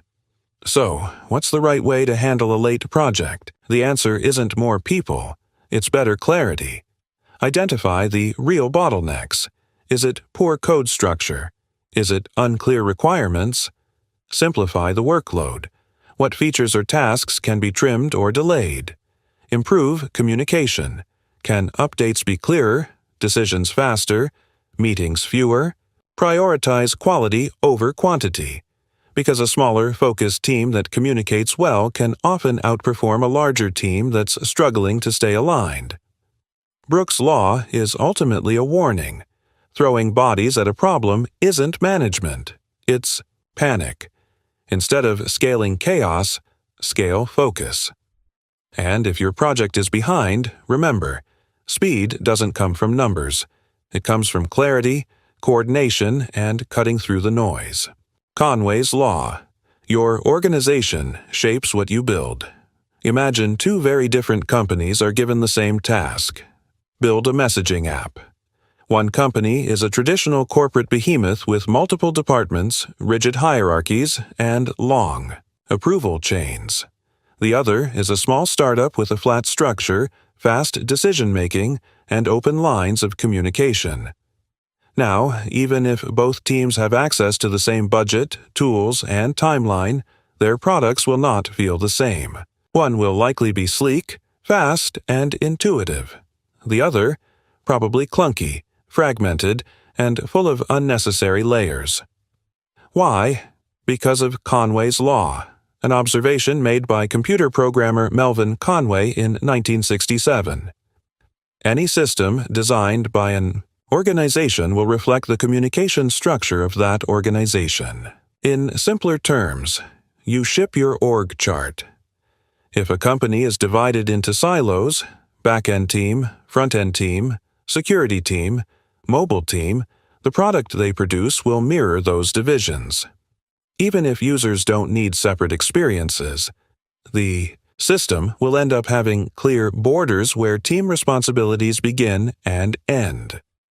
Let's say the mobile team doesn't talk much to the API team. The app might end up feeling inconsistent or even broken, not because the teams are bad at their jobs, but because the communication pathways inside the company dictated the structure of the final product. A classic real-world example: government websites. Designed by sprawling bureaucracies, they often mirror the fragmented departments they come from. You try to apply for a permit, but end up bouncing between separate portals, each with its own login, interface, and form design. It's not just frustrating. It's Conway's Law in action, and it goes deeper. Even beyond tech, this law helps explain why corporate processes are often confusing, because the organization itself is confused. Why some customer experiences feel seamless, while others feel like a scavenger hunt, because internal misalignment bleeds outward. Why startups often outperform giants in user experience, because small teams communicate faster and build with a shared vision. So, what can we learn from this? The answer isn't just in writing better code or using better tools, it's in redesigning the team itself. If you want to build clean, cohesive products, start by creating clean, cohesive teams. Simplify your hierarchy. Flatten where possible. Break silos. Foster cross-functional collaboration. Align incentives. Ensure teams share the same goals, not conflicting ones. Improve internal communication, because the way your team talks determines the way your product feels. Conway's Law is a mirror. It reflects who you are as an organization. You can't fake clarity or alignment. If your team is disjointed, your users will feel it. If your culture is chaotic, your product will be too. So the next time you use an app that feels just right, smooth, and intuitive, remember, it didn't happen by accident. It's probably the result of a team that was just as aligned as the software they built. Because in the end, you don't just build products, you build extensions of your team. Zeigarnik Effect. Why unfinished tasks? Haunt your brain. You're lying in bed. The lights are off, your body is tired, and sleep should be just around the corner, but your brain didn't get the memo. It's racing through to-do lists, replaying a half-written email, reminding you that you never called your friend back and, oh no, you forgot to respond to that message from this morning. It's frustrating, isn't it? You're physically still, but mentally wide awake, trapped in a loop of lingering, unresolved tasks. This mental tug-of-war has a name: the Zeigarnik Effect. People remember unfinished tasks better than completed ones. Discovered in the 1920s by Russian psychologist Bluma Zeigarnik, The effect first came to light in the unlikeliest of places: a cafe. Zygarnik noticed that waiters had astonishing memory for orders that hadn't yet been paid. But once the check was settled, those same waiters immediately forgot the details.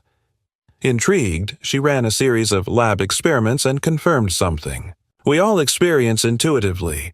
The human brain has a tendency to hold on to incomplete tasks, treating them as open loops that demand attention until they're resolved. Why does this happen? Because your brain is wired for closure. It doesn't like loose ends. When a task is incomplete, it creates a kind of mental itch, a cognitive tension that keeps nudging you until you either finish it or address it in some way. It's an ancient survival mechanism designed to help us follow through on goals, but in the modern world of never-ending notifications and multitasking, it can backfire, leaving us stressed, scattered, and unable to relax. This is also why cliffhangers work so well in movies and TV shows. That final scene cuts off mid-crisis, and your brain can't stop thinking about what's next. It creates emotional tension, and unless you resolve it by watching the next episode, your mind stays hooked. It's why incomplete puzzles, unfinished emails, or even half-packed suitcases bother us more than we expect. The open loop sits in the background, demanding attention. But here's the good news. You don't always have to finish a task to quiet your mind. Research shows that even writing down an unfinished task can give the brain a sense of control and closure. It's not about completion, it's about externalization. When you move a task from your mind to a notebook, a digital list, or a whiteboard, your brain gets the message. This is taken care of. I won't forget. The loop doesn't have to stay open. So if your mind feels overwhelmed, try a technique known as a brain dump. Take a blank page and write down every lingering thought, responsibility, or unfinished obligation. Don't edit, don't prioritize, just get it out. The act alone can bring instant mental relief. Here's what the Zygarnik effect ultimately teaches us. Productivity isn't just about what you finish. It's about how well you manage what's unfinished. Because sometimes, peace of mind doesn't come from doing it all. It comes from simply knowing what needs to be done and that it's safely stored outside your head.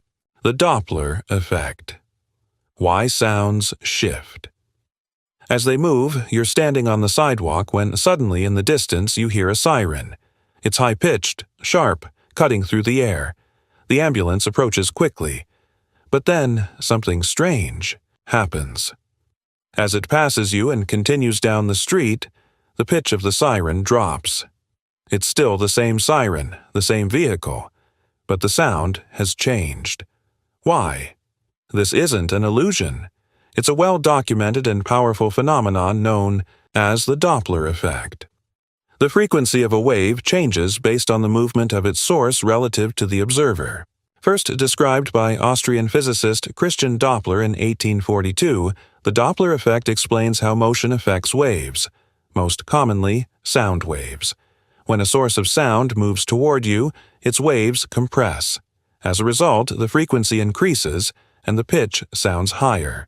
When it moves away, those waves stretch out, decreasing the frequency, and the pitch drops. It's not the siren that changes. It's your perspective of the sound that shifts. We encounter this every day without even realizing it. Race cars, roaring down a track scream as they approach and growl as they pull away. Trains sound different as they come into the station versus when they leave. Even the hum of an airplane overhead shifts as it moves past you. But the Doppler effect isn't just an interesting acoustic trick. It's one of the most important principles in science, with applications that stretch far beyond the sounds we hear. In astronomy, the Doppler effect helps us understand the structure and motion of the universe itself. When light from distant stars and galaxies is analyzed, scientists observe that the light often appears redder than expected. This phenomenon, known as redshift, happens because the light waves are being stretched as the galaxies move away from us. It's one of the key pieces of evidence that led scientists to conclude the universe is expanding, a foundational idea behind the Big Bang Theory. In medicine, the Doppler effect is used in ultrasound imaging to measure blood flow. By observing the change in frequency of sound waves bouncing off moving red blood cells, doctors can assess the health of the heart, detect blockages, and monitor fetal development in pregnant women. In meteorology, weather radar systems rely on the Doppler effect to track storms.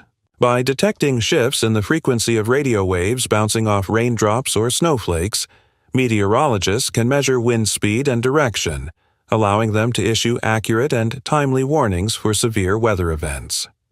Even police radar guns use this principle to catch speeding vehicles. The gun emits a radio wave, which reflects off a moving car. The change in frequency of the return signal reveals the vehicle's speed, thanks again to the Doppler effect. All of this, astronomy, medicine, law enforcement, weather forecasting, from a simple shift in sound as something moves past you, and that's the beauty of science.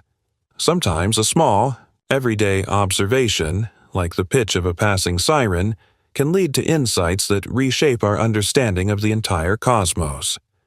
So the next time you hear that high-to-low pitch shift, don't brush it off as ordinary. You're not just hearing a vehicle pass. You're witnessing one of the most universal and far-reaching principles in nature, the Doppler effect in action.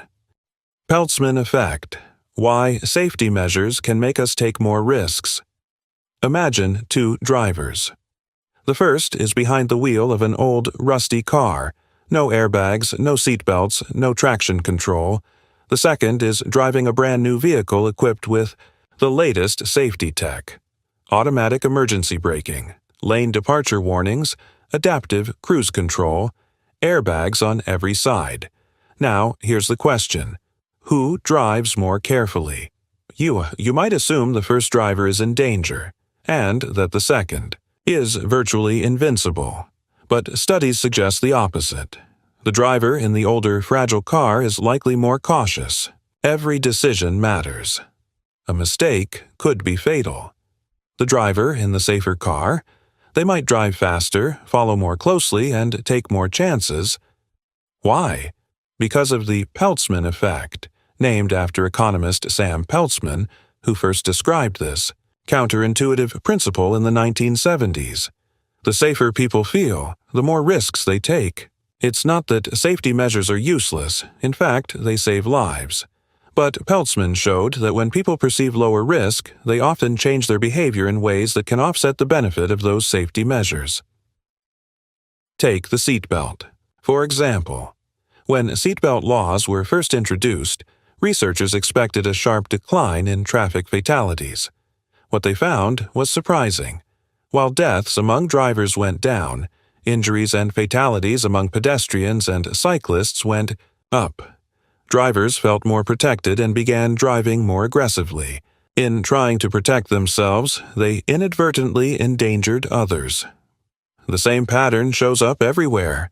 In sports, athletes wearing helmets and pads may play more recklessly, feeling shielded from injury. In finance, companies with government-backed insurance may take riskier investments, assuming they'll be bailed out if things go wrong. In cybersecurity, businesses may install high-end protection software, then neglect basic practices like regular updates or employee training. In healthcare, people might take unnecessary risks after getting vaccinated, not because the vaccine failed, but because their behavior changed. The Peltzman effect reminds us that perception drives behavior. It's not just the presence of safety, features that matters. It's how people respond to them. When we feel invincible, we tend to act as though we are, and that can create a new kind of danger. But this doesn't mean we should abandon safety measures. Airbags, helmets, vaccines, and encryption protocols do save lives and protect systems. The key is to understand that no safety system exists in a vacuum. Human behavior is part of the equation. So how do we design better systems? Combine protections with education.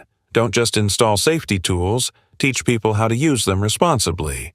Introduce safeguards with accountability. Seatbelts matter, but so do speed limits and enforcement. Balance reassurance with realism. Make sure people understand that no system is perfect and no protection is absolute. The Peltzman effect doesn't say that safety measures are bad. It says they're incomplete if we ignore the psychology of risk, because sometimes the illusion of safety can be more dangerous than the absence of it. So the next time someone tells you a system is completely secure, or that a new feature guarantees protection, pause and ask, how might this change the way people behave? Because in the end, true safety isn't just about the tools we create, it's about the choices we make when we feel protected. The Cobra effect. When a solution makes the problem worse. It began with good intentions. During British colonial rule in India, officials faced a growing problem in Delhi: too many cobras. These venomous snakes posed a threat to public safety, and the colonial administration was under pressure to act. The solution they devised seemed clever and straightforward: pay a bounty for every dead cobra brought in. At first, the plan worked. People started killing cobras and collecting rewards. The number of snakes brought in rose quickly, and the government felt they had struck gold: policy in action. But then the unexpected happened. Entrepreneurs emerged. People began breeding cobras at home. Why go hunting when you can raise a snake, kill it, and cash in? The bounty program had created a perverse incentive. When the authorities finally caught on and canceled the program, the breeders were left with a problem. They had dozens, sometimes hundreds of cobras, with no use for them. So they did what anyone trying to cut their losses might do. They set the snakes free, and just like that, the cobra population surged, worse than before.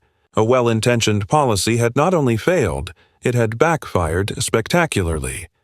This phenomenon is now known as the Cobra effect. A well-intended solution can make the problem worse, and it's not confined to history books. The Cobra effect is everywhere, in governments, corporations, education systems, even in our personal lives. Consider these examples. A city introduces rent control to make housing more affordable. But landlords, unable to charge market rates, stop building new housing or maintaining old ones. The result? Fewer units, lower quality, and long-term housing shortages. A company bans smoking on the premises to promote health, but employees begin taking longer off-site breaks in more dangerous areas, or increase their smoking to compensate. Now, productivity drops and safety risks rise. A government subsidizes the production of corn to stabilize food prices. But farmers, following the money, overproduce it. The market becomes saturated, small farms collapse, and ecosystems suffer due to monoculture farming. Each of these scenarios shares a pattern. A solution aimed at solving a problem changes the incentive structure. And once incentives change, people adapt, often in ways the policymakers didn't predict or control. That's what makes the Cobra effect so dangerous. It isn't about bad intentions, it's about unintended consequences. So, what's the lesson? Before implementing any rule, incentive, or policy, ask one crucial question: how might people exploit this? Because if there's a loophole, someone will find it. Not because they're bad actors, but because people respond to incentives. They act in their own self-interest. And systems that ignore that reality are doomed to collapse under the weight of their own logic. The Cobra effect teaches us to think deeper. Solutions must be tested not just for effectiveness, but for manipulability. A truly smart policy anticipates human behavior, not just on paper, but in real life. Because in the end, the road to disaster is often paved with good intentions and a few too many cobras. Yerkes Dodson Law. Why too much stress kills. Performance, you have a big exam coming up. The clock is ticking and you feel a little pressure rising, so you start studying, focused, alert, maybe even excited.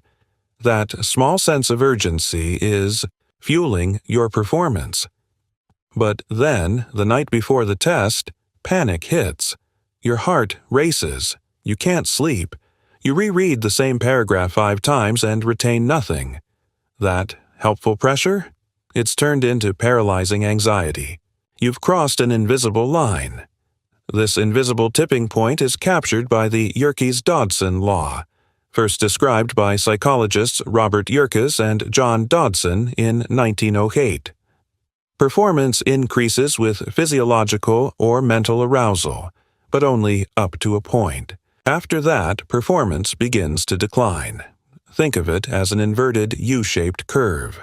On the left side of the curve is low stress, boredom, apathy, no motivation. In the middle is the sweet spot, moderate stress that sharpens your focus, boosts energy, and enhances performance. On the right side is too much stress, where anxiety, overwhelm, and mental fatigue cause your performance to collapse. This isn't just theory. It plays out everywhere. A professional athlete needs adrenaline to perform at their peak, but if the crowd, the pressure, or the stakes become too overwhelming, they may choke at the worst possible moment. A public speaker may deliver a passionate, engaging talk with just the right nerves, but if the anxiety takes over, their voice shakes, their thoughts scatter, and the message falls apart. An employee working under a tight deadline might feel focused and productive, until back-to-back deadlines, meetings, and constant pressure push them into burnout. That's the dark side of this law: chronic stress. We often assume more work equals more productivity. More pressure means better results. But the Yerkes-Dodson curve warns us, pushing too hard for too long will backfire. Your brain isn't a machine that works better the more you turn the dial. It's an organic system that thrives in balance. So, what can we learn from this? The secret isn't in avoiding stress. Some stress is actually essential. It keeps us sharp, goal-driven, and responsive. The key is to stay in the optimal stress zone, and to recognize when you're slipping off the peak. Here's how to stay balanced. Set realistic goals. Break big tasks into manageable steps. Take intentional breaks. Don't wait until burnout. Hits, build in recovery time. Know your warning signs. Trouble sleeping, irritability, brain fog. That's your brain asking for relief. Use rituals to reset. A walk, deep breathing, journaling, disconnecting from screens. Small resets protect long-term performance. Manage pressure, don't eliminate it. Learn to channel stress like a controlled fire, enough to light the way, not burn the house down. In the end, Yerkes-Dodson law isn't about fearing pressure, it's about understanding its limits. Stress is a tool. It can drive you, sharpen you, and help you grow, but only if you know when to press forward and when to pause. Because peak performance doesn't live in the extremes. It lives in the balance between challenge and control. Newton's third law: every action has an equal and opposite reaction. You push against a wall. It doesn't move, but your muscles strain, and you feel the resistance. That's because the wall is pushing back with the exact same amount of force. You jump off a small boat into a lake, and just before you hit the water, you notice the boat drifting in the opposite direction. You didn't mean to move it, but you did. A rocket ignites, blasting gas downward at incredible speed, and in response the rocket lifts off, soaring upward into the sky. These are not coincidences. They're the everyday expressions of one of the most fundamental principles in physics, Newton's third law of motion. For every action, there is an equal and opposite reaction. At its core, this law describes a perfect balance. No force exists in isolation. If one object applies a force to another, The second object pushes back with equal intensity in the opposite direction. Motion, impact, flight, none of these would be possible without this dynamic exchange. It's what allows birds to fly, swimmers to glide, cars to move forward. A car's tires push backward against the road, and the road pushes forward against the tires. This invisible handshake between objects is the foundation of all movement. But what's truly fascinating is how Newton's third law transcends physics. How it applies to life itself. Every time you make a bold decision, you're applying a force to the world around you. And just like in physics, the world pushes back. You set a big goal. Life answers with challenges. You pursue a dream. Obstacles appear. Doubt creeps in. Delays test your patience. You speak up for something important. Not everyone agrees. Some push back hard, but this resistance isn't a sign that you're doing something wrong. It's a sign that you're in motion. Just like a rocket meeting atmospheric pressure, or a sprinter feeling the ground resist beneath their feet, it's the resistance that allows for progress. Newton's law also echoes in relationships and behavior. Ever notice how kindness tends to invite kindness in return? Negativity spreads when one person brings it into a room. A smile can disarm anger, or a harsh word can escalate conflict. Human interactions are reflections. People react to the energy you give them. What you project often returns to you, not always immediately, not always perfectly, but predictably. This law is a quiet reminder that your actions matter, and they don't go unanswered. In motion, in intention, in energy. So, what's the takeaway? If you're pushing toward a goal and feel resistance, don't stop. That resistance is the world's natural response to motion. It's not meant to stop you. It's the necessary counterforce that gives your push meaning, weight, direction. It's part of the process of momentum. And if you're seeking better relationships, more positivity, or deeper connection, start by offering it. Because what you put out there, sooner or later, comes right back to you. In the end, Newton wasn't just describing the physics of the universe. He was uncovering a law of cause and effect, of motion and mirror, that applies to everything we do. So keep pushing. Push wisely. Push with purpose, and trust that the universe will always respond in equal and opposite measure. Red Queen Hypothesis. Keep evolving or get left behind. Picture this. 2 gazelles sprint across the savannah, lungs burning, muscles straining, a cheetah in full pursuit just meters behind. One gazelle is slightly faster, slightly more agile. That tiny evolutionary edge, maybe just a few milliseconds, means the difference between life and death. The slower gazelle doesn't survive, and so, over generations, the gazelles become faster. But so do the cheetahs. Only the swiftest predators catch their prey and survive to pass on their genes. Nature, it turns out, isn't about reaching a destination. It's a race that never ends. This is the essence of the Red Queen Hypothesis. You have to keep evolving just to stay in the same place. The name comes from Lewis Carroll's Through the Looking Glass, where the Red Queen tells Alice, "It takes all the running you can do to stay in the same place."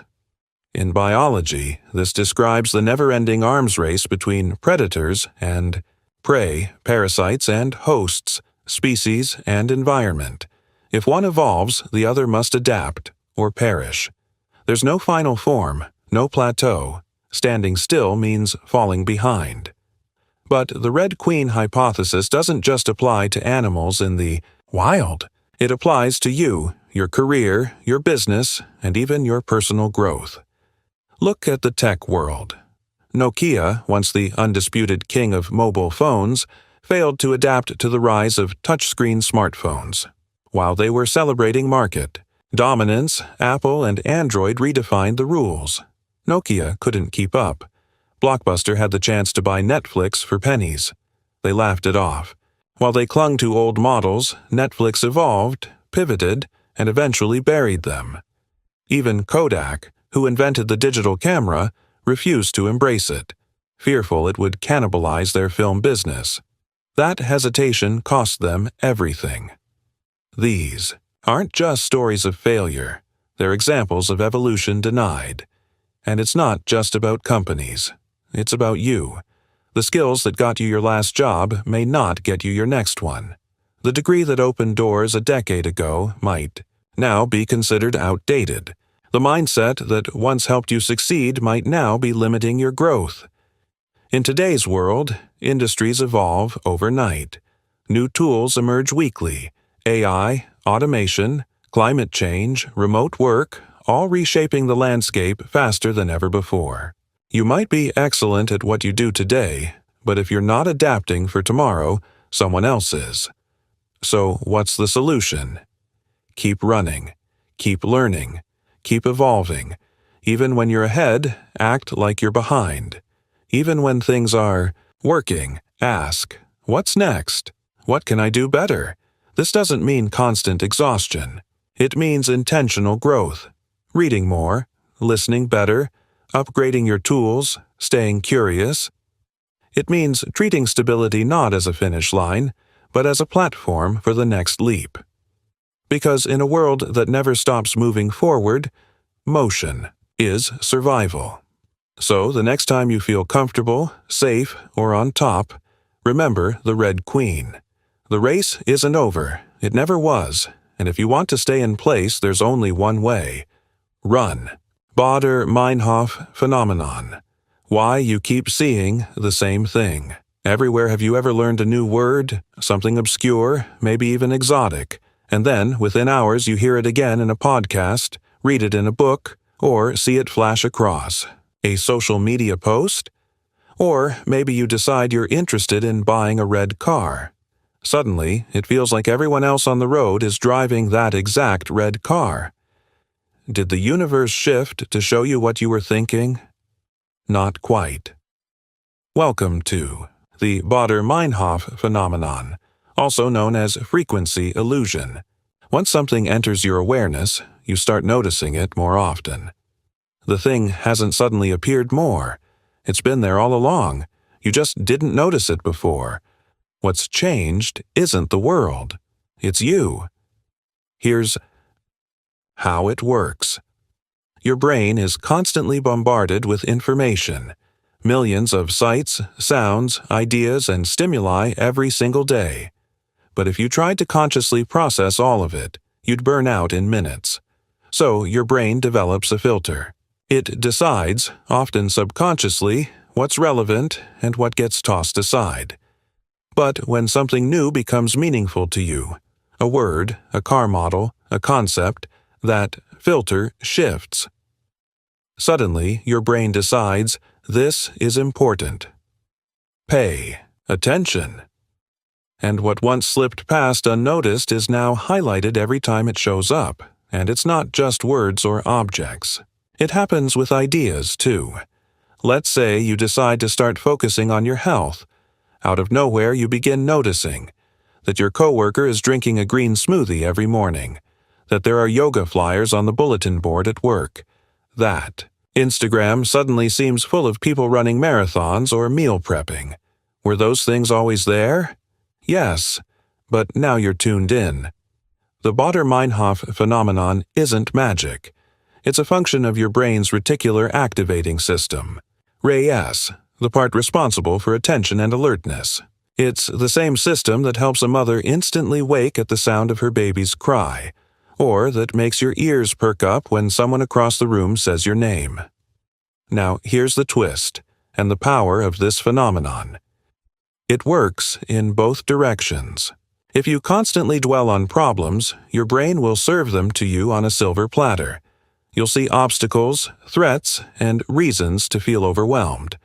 But if you start focusing on solutions, opportunities, and growth, those are the patterns your brain will begin highlighting.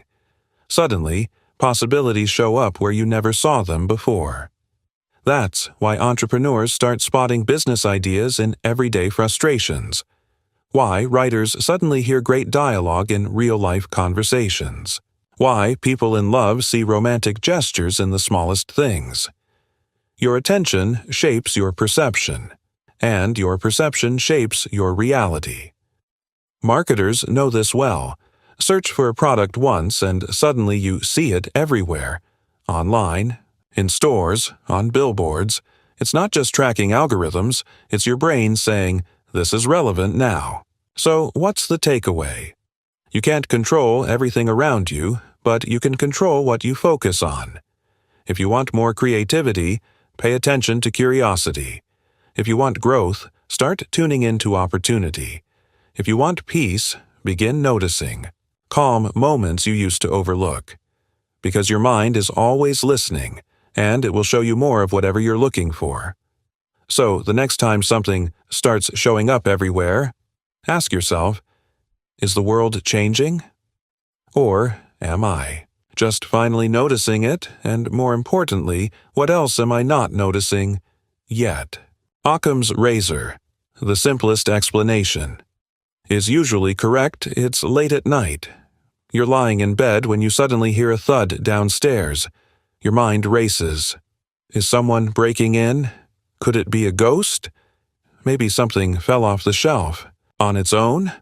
Or, more realistically, maybe your cat just knocked over a glass while exploring the kitchen counter.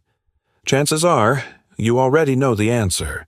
And that answer lies in one of the most enduring mental tools of logic and clarity.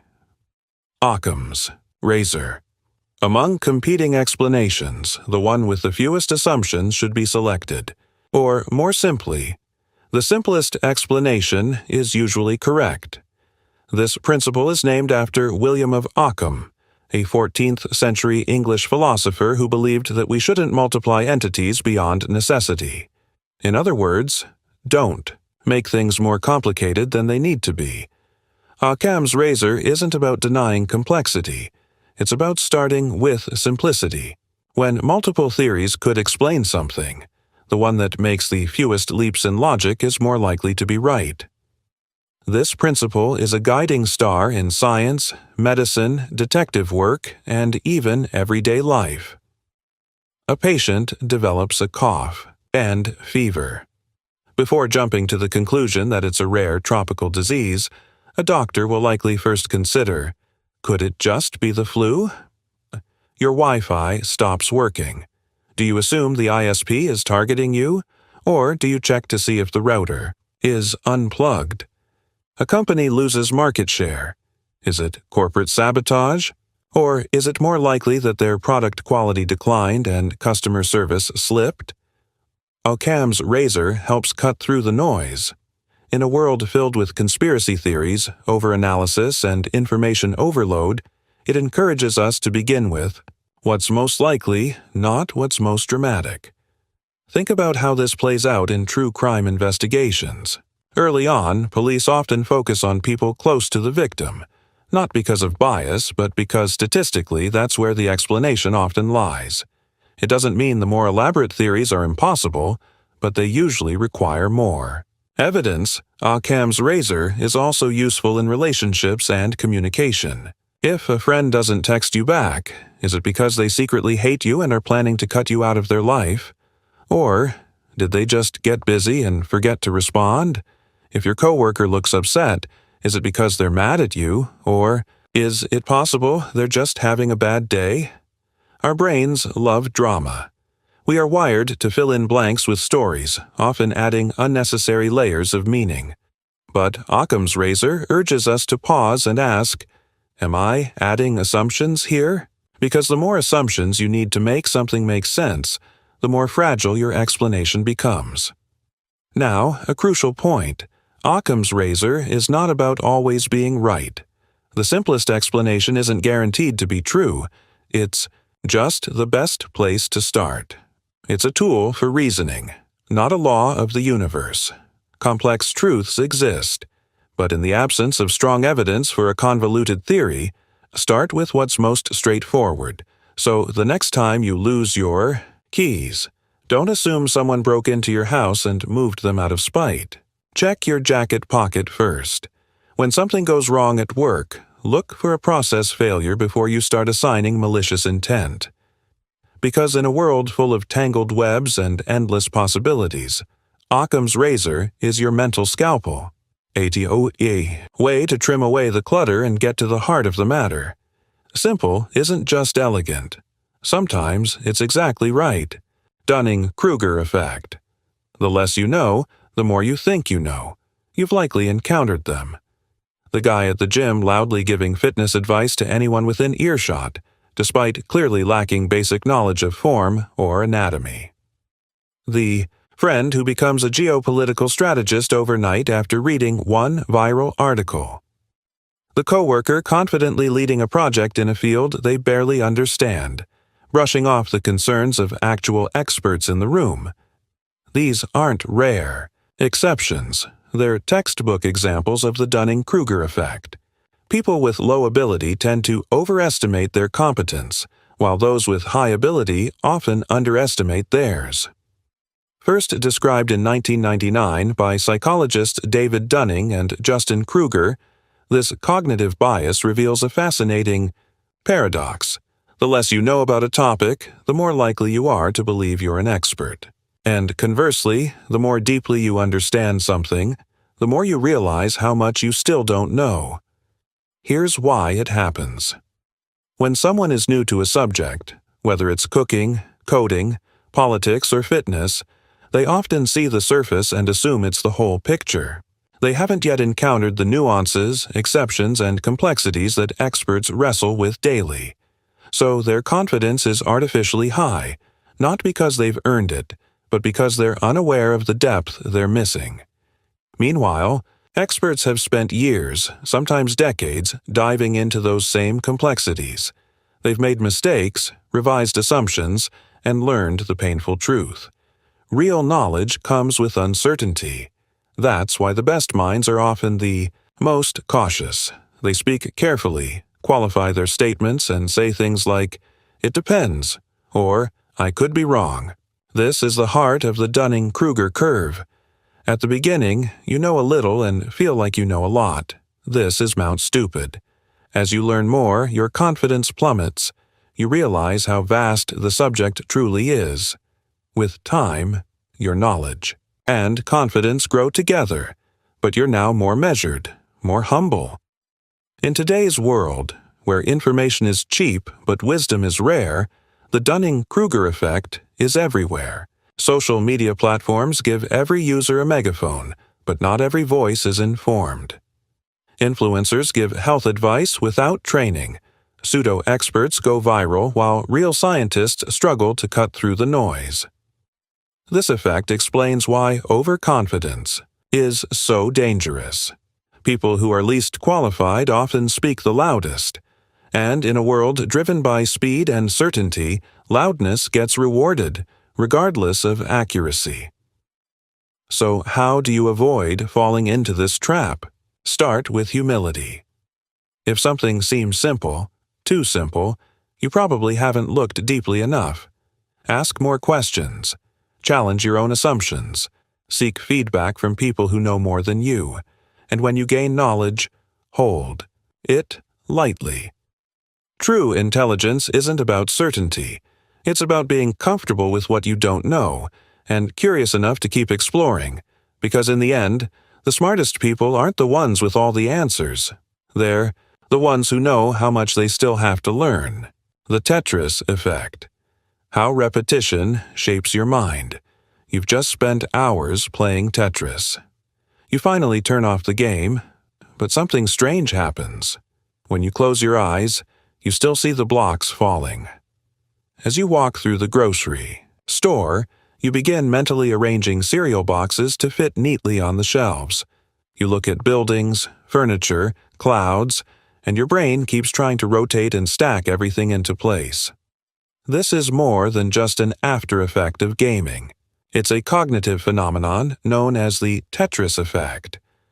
What you repeatedly do starts shaping how you think, even when you're not doing it. It was first noticed in the 1990s when researchers observed that players who spent long sessions playing Tetris would continue to see the falling blocks in their dreams, their peripheral vision, and even in their thought patterns throughout the day. The game had, quite literally, rewired their brains, temporarily tuning their mental filters to recognize patterns, gaps, and rotations in everything around them. But this effect isn't just about video games. In fact, it goes far deeper into how we learn, work, and live. Think about it. If you spend your day solving problems, your brain starts seeing everything as a problem to be solved, even things that don't need fixing. If you spend hours writing emails, your thoughts might start coming in bullet points and reply threads. If you scroll social media endlessly, you start thinking in memes, punchlines, and dopamine-driven bursts. If you practice gratitude daily, your mind starts scanning the world for things to be thankful for, automatically. This is the incredible power of neuroplasticity, your brain's ability to adapt and rewire itself based on repetition and exposure. What you do frequently becomes what your brain gets better at noticing. You don't just form habits, you form mental lenses through which you begin to view the world.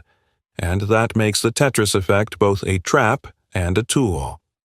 If you fill your days with negativity, anxiety, or constant distractions, your mind will start to default to those modes of thinking.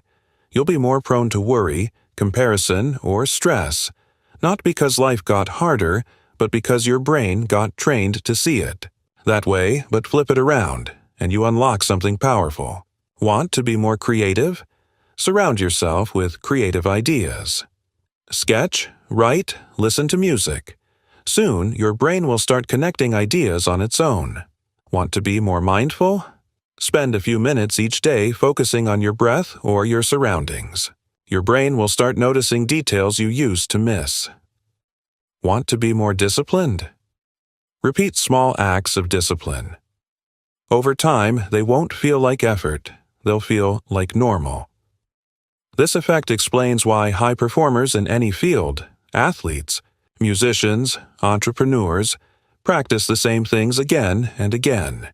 It's not just muscle memory they're building, it's mental alignment. Their focus isn't accidental, it's trained. So the next time you catch yourself stuck in a thought loop, ask, "What have I been feeding my mind lately?" Because your brain is always listening, always learning, always adapting, and in the end, you become what you do repeatedly. In action, in thought, in focus. Choose wisely. Stack your mental blocks with intention. Postel's law. Be tolerant to others but strict with yourself. You're writing an important email, maybe to a client, a boss, or a potential collaborator. You triple-check the spelling, carefully word each sentence, and make sure your tone is just right. Now imagine receiving an email from someone else. It has a small typo, maybe a missed comma, or a sentence that's a little awkward. Do you judge them harshly? Probably not. You know what they meant. That gap between how you treat others and how you hold yourself is exactly where Postel's law comes into play. Be conservative in what you send, and liberal in what you accept. Or, put another way, be strict with your output and forgiving with others' input. Named after John Postel, a pioneer of Internet protocols, this law originated in computing. He believed that systems should communicate reliably even in the face of imperfections. If a web browser receives slightly malformed data, it shouldn't crash, it should gracefully handle the error. At the same time, when sending data, a program should follow the rules carefully to avoid causing problems for others. In short, be generous in interpretation and disciplined in expression. But what began as a guideline for machines is now recognized as a powerful principle for human interaction. Let's break it down. Imagine a well-designed website form. It asks for your birth date. You type January 3rd, 1995 instead of 1995-103. A smart system doesn't reject your input. It understands and adjusts. But internally, when storing the date, it converts it into a standardized format. That way, everything works smoothly behind the scenes. Flexibility in reception, discipline in execution. Now, apply that to everyday life. A great communicator listens generously. They don't interrupt over a poor word choice or a slightly off metaphor.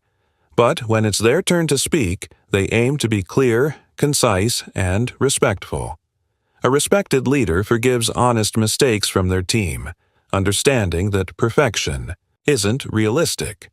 But they hold themselves to high standards, not because they expect applause, but because credibility is earned by consistency.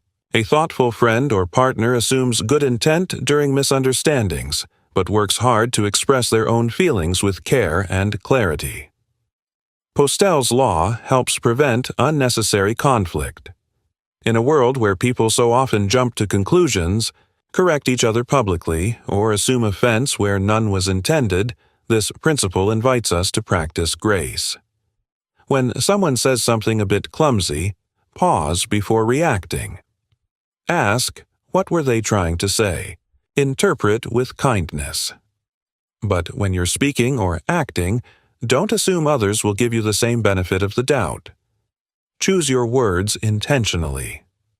Speak with clarity. Respect the space you're stepping into.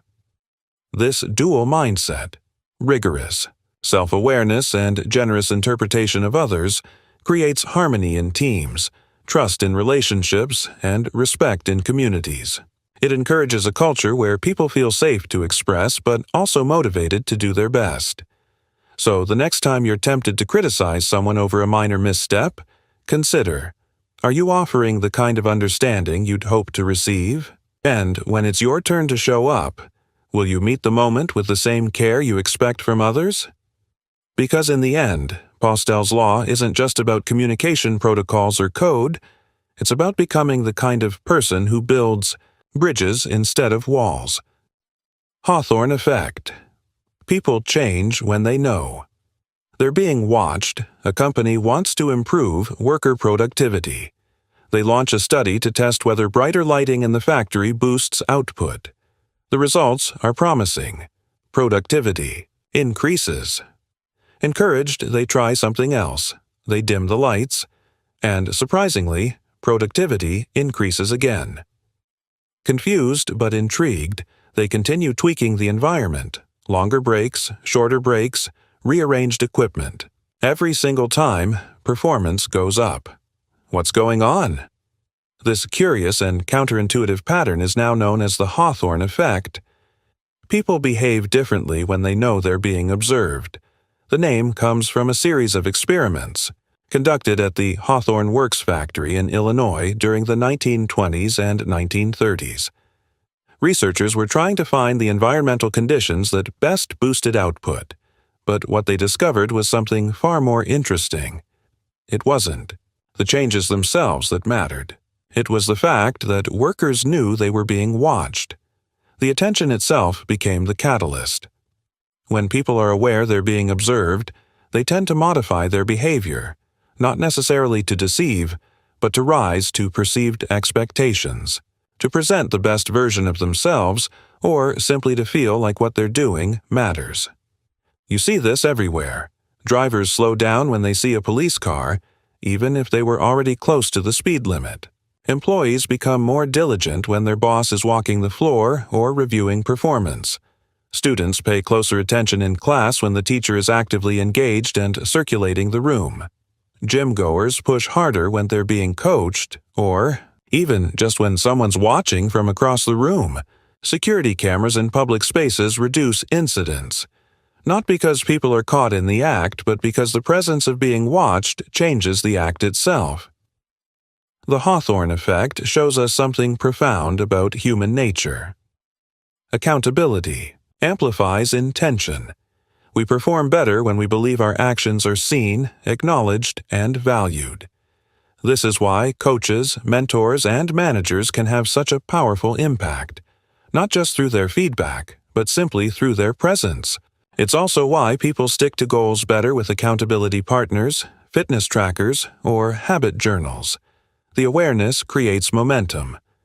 But there's another side to this coin. Constant surveillance can backfire. When observation turns into suspicion, or when people feel they're being watched to catch mistakes rather than to support growth, the effect shifts. People begin to perform for the observer, not for the task. They become anxious, inauthentic, or disengaged. Productivity may rise temporarily, but trust erodes over time. So, what's the takeaway? Use the Hawthorne effect intentionally, not manipulatively. Create systems of visible accountability, but pair them with psychological safety. Let people know their work matters, not because you're spying on them, but because you're with them. When people feel like they're seen, not just for what they produce, but for who they are, they don't just work harder. They work smarter, more creatively, and with genuine investment. So whether you're a leader, a teacher, a teammate, or simply someone striving to be your best, remember, presence shapes performance. And sometimes all it takes to improve is the simple knowledge that someone's paying attention. Peter Pan syndrome. The fear of growing up. We all remember Peter Pan, the boy who could fly, who battled pirates, and who swore he'd never grow up. It's a whimsical tale of magic and rebellion against the boring rules of adulthood. But outside of Neverland, when someone refuses to grow up, not in body but in mind and responsibility, the story becomes less enchanting.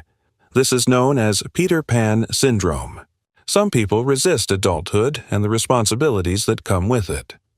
Coined by psychologist Dr. Dan Kiley, Peter Pan syndrome refers to adults, often men but not exclusively, who cling emotionally to adolescence, avoiding the responsibilities, decisions, and growth that come with maturity. They don't want to grow up, not because they're full of childlike wonder, but because they're afraid. Afraid of commitment, afraid of accountability, afraid of the discomfort that comes with growth. It's not about enjoying video games, loving cartoons, or staying playful. That's healthy youthfulness. Peter Pan syndrome goes deeper. It's when someone refuses to take ownership of their life. They avoid hard conversations. They jump from job to job, blaming bosses instead of improving. In relationships, they fear long-term commitment, sometimes ghosting partners when things get serious. They romanticize the past, but avoid building a future. You'll hear it in phrases like, "Adulting is too hard. I'm not ready to settle down. I just want to have fun." There's nothing wrong with wanting joy, but joy without growth eventually feels empty. And here's the deeper truth. Freedom doesn't come from avoiding responsibility. It comes from embracing it. Growing up doesn't mean surrendering your soul to a 9-to-5 or trading dreams for bills. It means owning your life. It means building something meaningful. When you gain financial independence, when you invest in real relationships, when you start shaping your own path, you stop floating and you start flying. Because real adventure, it's not in staying a child forever. It's in facing life head-on, with courage, with wisdom, with heart. And if you see signs of Peter Pan syndrome in yourself or someone you love, know this. It doesn't change overnight, but it can change, with small intentional steps. Learning to manage your money, committing to one small long-term goal, showing up when it's uncomfortable, taking ownership of mistakes, and growing from them. You don't have to give up your inner child. In fact, keep it close, but let your inner adult sit in the driver's seat, because staying in Neverland might seem safe, but the real magic happens outside it. The world doesn't need more lost boys. It needs people who've found themselves and are brave enough to grow. Barbra Streisand effect. Why trying to hide something makes it more popular? In 2003, legendary singer and actress Barbra Streisand took legal action to suppress an aerial photograph of her oceanfront Malibu home. The image had been quietly, posted online as part of a public archive documenting coastal erosion. Before the lawsuit, the photo had been downloaded just 6 times, 2 of those by her own lawyers.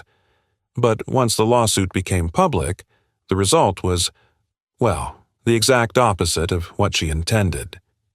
News outlets picked it up. Bloggers commented.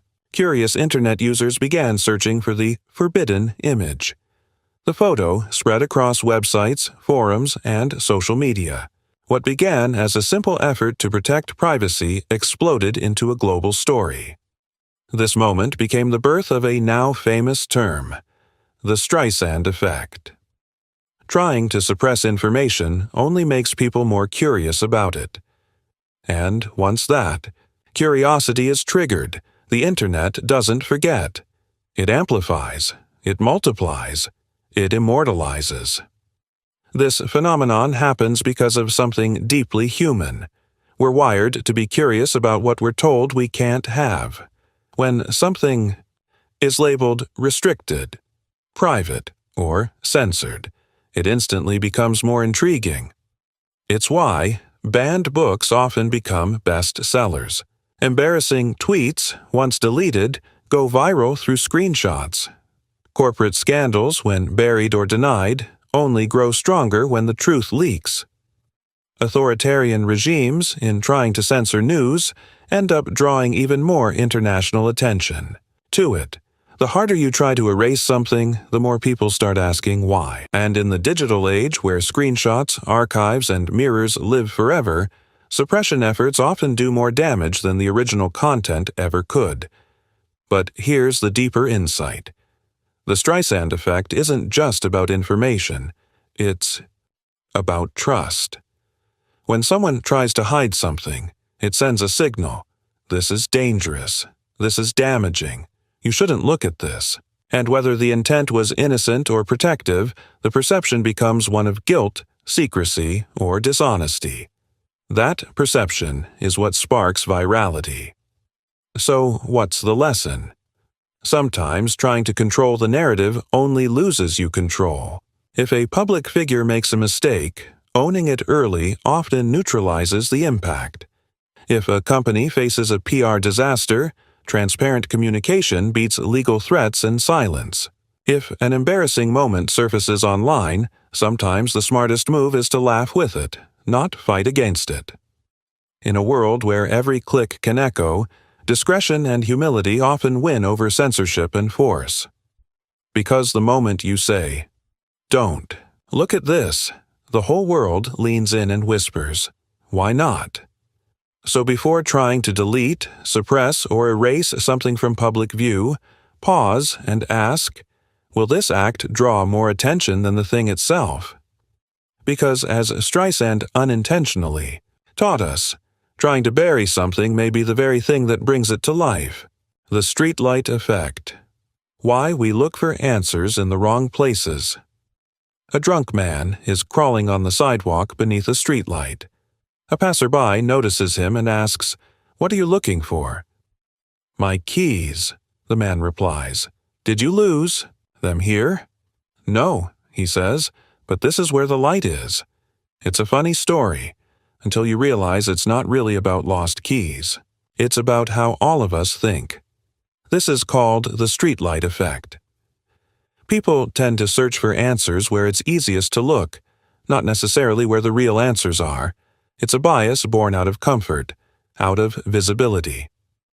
We gravitate toward the familiar, the measurable, the convenient, even if it leads us away from the truth. You see this in science all the time. Researchers often study what they can easily observe or quantify, not necessarily what's most important. It's easier to measure screen time than to measure emotional well-being. It's easier to test heart rate than to explore the deeper roots of anxiety or grief. But ease of access doesn't equal relevance. In medicine, a patient presents with common symptoms: fatigue, headaches, stomach pain. Doctors might treat what's statistically likely, a virus, a minor infection. But what if it's something rare, even life-threatening? Focusing only on what's well-lit may lead to misdiagnosis. not out of neglect but out of habit. In business, leaders often obsess over vanity metrics, likes, clicks, follower counts, because those are easy to track. They're visible, chartable, presentable in a meeting, but real growth comes from deeper, messier data: customer loyalty, employee morale, product quality, the areas where the light doesn't shine as easily. Even in our personal lives, the streetlight effect shapes how we handle challenges. Feeling unfulfilled? It's easier to rearrange your schedule than to examine your purpose. Facing a relationship struggle. It's simpler to argue over chores than to confront emotional distance. Lost in your career? You might tweak your resume for the 100th interview. Time instead of asking the bigger question, is this the path I even want? The problem isn't that we're lazy. It's that we're human. We naturally seek answers where it feels safe to look. But the real breakthroughs, those transformative insights, often lie in the shadows, in the places we haven't examined yet. So, what can we do? Start by asking better questions. Am I focused on what's easy to fix or what actually needs fixing? What haven't I explored yet, and why? Am I searching under the streetlight or where I actually dropped the keys? True insight rarely lives where it's bright and obvious. It often hides in complexity, discomfort, and uncertainty. And it takes courage to step outside the familiar glow and search in the dark. But that's where the truth lives. That's where the growth is. And that's where the real answers wait for those willing to look for them. So the next time you're problem solving, don't just ask, where's the light? Ask, where's the truth?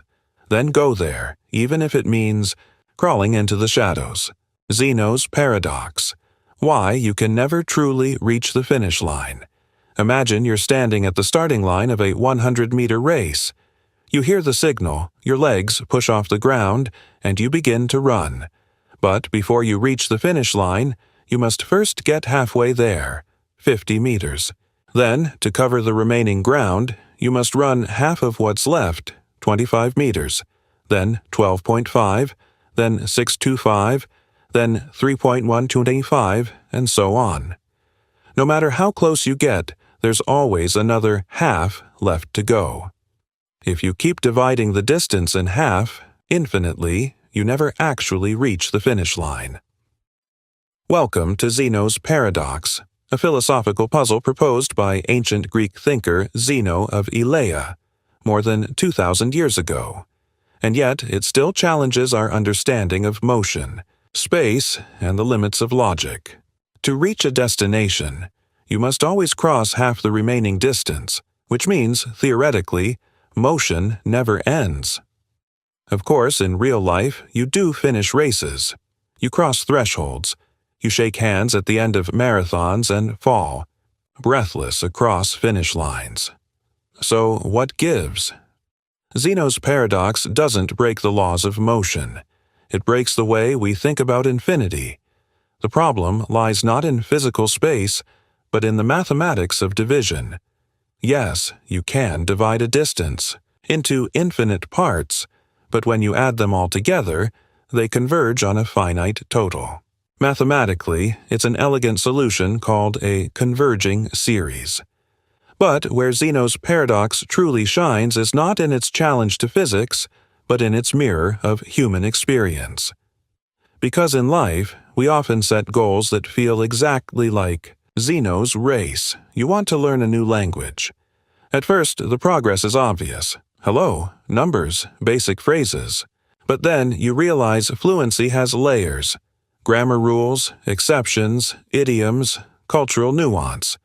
You keep getting closer, but the finish line keeps moving further away. You start a business.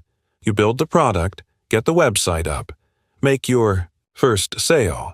But now there's marketing, customer retention, scaling, hiring, legal. The end keeps splitting into more steps. You begin a fitness journey. You lose weight, gain strength, hit your goals. But now you see what's still possible. A better routine, a healthier mindset, a new challenge. The truth is, every milestone reveals another milestone. Every arrival shows a new path you hadn't seen before. And like in Zeno's paradox, you can start to wonder, will I ever truly get there? But here's the secret. Progress doesn't depend on reaching the finish line. It depends on movement. You don't need to close the infinite gap. You only need to take the next step, and then the next, and the next. What feels infinite becomes manageable when you stop fixating on the horizon and start focusing on the ground beneath your feet. Zeno's paradox teaches us something deeper than math ever could. Success is not a destination, it's a direction. Growth is not a place, it's a path. You don't need to cross all infinity, you just need to keep going. So when your goals feel out of reach and progress seems to shrink the closer you get, remember, you're not stuck, you're just in motion. You're not failing, you're evolving, and every half step you take still brings you closer than before. Greenspun's law. Every large project contains an unintended programming language. You're deep in a massive software project. What started as a clean, simple code base has slowly morphed into something unrecognizable. Over time, developers added a custom configuration system, then a special set of rules to handle behavior, then a macro engine to define templates. And now, you realize, maybe with a mix of horror and amusement, you've basically built your own programming language inside your application. Congratulations! You've just proven Greenspun's law. Any sufficiently complex program will inevitably re-implement a poorly designed version of Lisp, first coined by Philip Greenspun, an MIT computer scientist and web pioneer. This law is both a technical insight and a tongue-in-cheek warning. It speaks to the tendency of large software systems to accidentally evolve into general-purpose languages, regardless of the original intent. Why Lisp? Because Lisp, short for list processing, was one of the earliest programming languages designed in the 1950s. It introduced concepts like recursion, macros, and symbolic expression handling that allowed for incredible flexibility. It was so abstract and powerful that you could write programs that write other programs. But with great power comes great complexity. Developers who avoid such languages at the outset often end up, bit by bit, rebuilding a version of them, usually with less clarity, less power, and far more bugs. They create domain-specific languages, DSLs, macro processors, templating engines, configuration parsers, all in the name of solving problems that real languages were already built to handle. But Greenspun's law isn't just about code, it's about systems. In business, you start with a flat structure. Over time, to handle edge cases and exceptions, you create internal protocols, approval chains, role-based rules, and suddenly, your startup operates with all the slowness of a 1970s government office. In government, you pass a simple policy. Then, new policies are layered on to clarify, protect, enforce, or fix the consequences of the last one.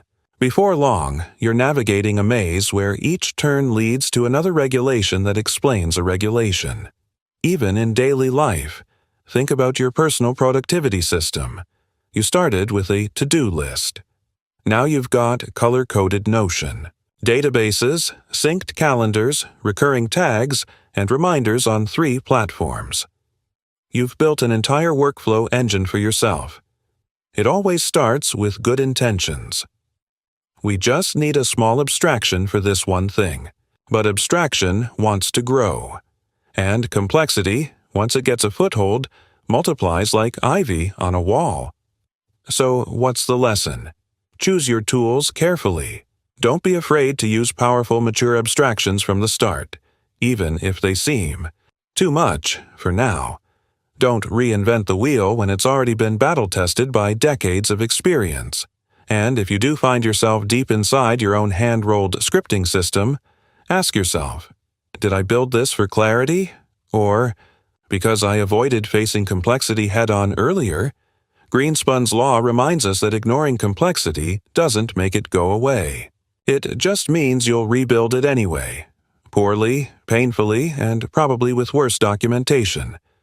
So the next time you find yourself engineering yet another layer of logic to manage what used to be a simple system, pause and ask, is this the part where I accidentally reinvent Lisp? If so, it might be time to step back and start building smarter, not deeper. Dunbar's number. Why you can't maintain more than 150. Real relationships. Think for a moment about all the people in your life. Family, friends, co-workers, neighbors, that old classmate you still message once a year. Now think deeper. How many of those people do you truly know? Not just names and faces, but people you actively keep in touch with, people whose birthdays you remember, whose emotions you notice, whose lives you follow in more than passing likes and emojis. Chances are, that number is somewhere around 150. That's not a coincidence. It's the foundation of a concept known as Dunbar's number. The human brain can only maintain stable social relationships with about 150 people. Coined by British anthropologist Robin Dunbar in the 1990s, this idea stems from a blend of evolutionary biology, neuroscience, and social psychology. Dunbar studied primates and found that species with larger neocortexes could handle larger, social groups. When he applied this to humans, based on brain size and cognitive load, the magic number he found was 150. This number doesn't represent acquaintances or names you recognize. It represents the cognitive and emotional bandwidth required to genuinely maintain relationships, to notice changes in someone's behavior, to understand their context, to invest in their well-being, and what's fascinating is how consistently this number appears across human history. Ancient tribes rarely exceeded 150 members. Beyond that, cohesion started to break down. Military units, from Roman legions to modern companies, often cap at around 120-150 soldiers. Beyond that, you need command structures to maintain order. Villages, historically and even today, tend to feel tight-knit up to that size.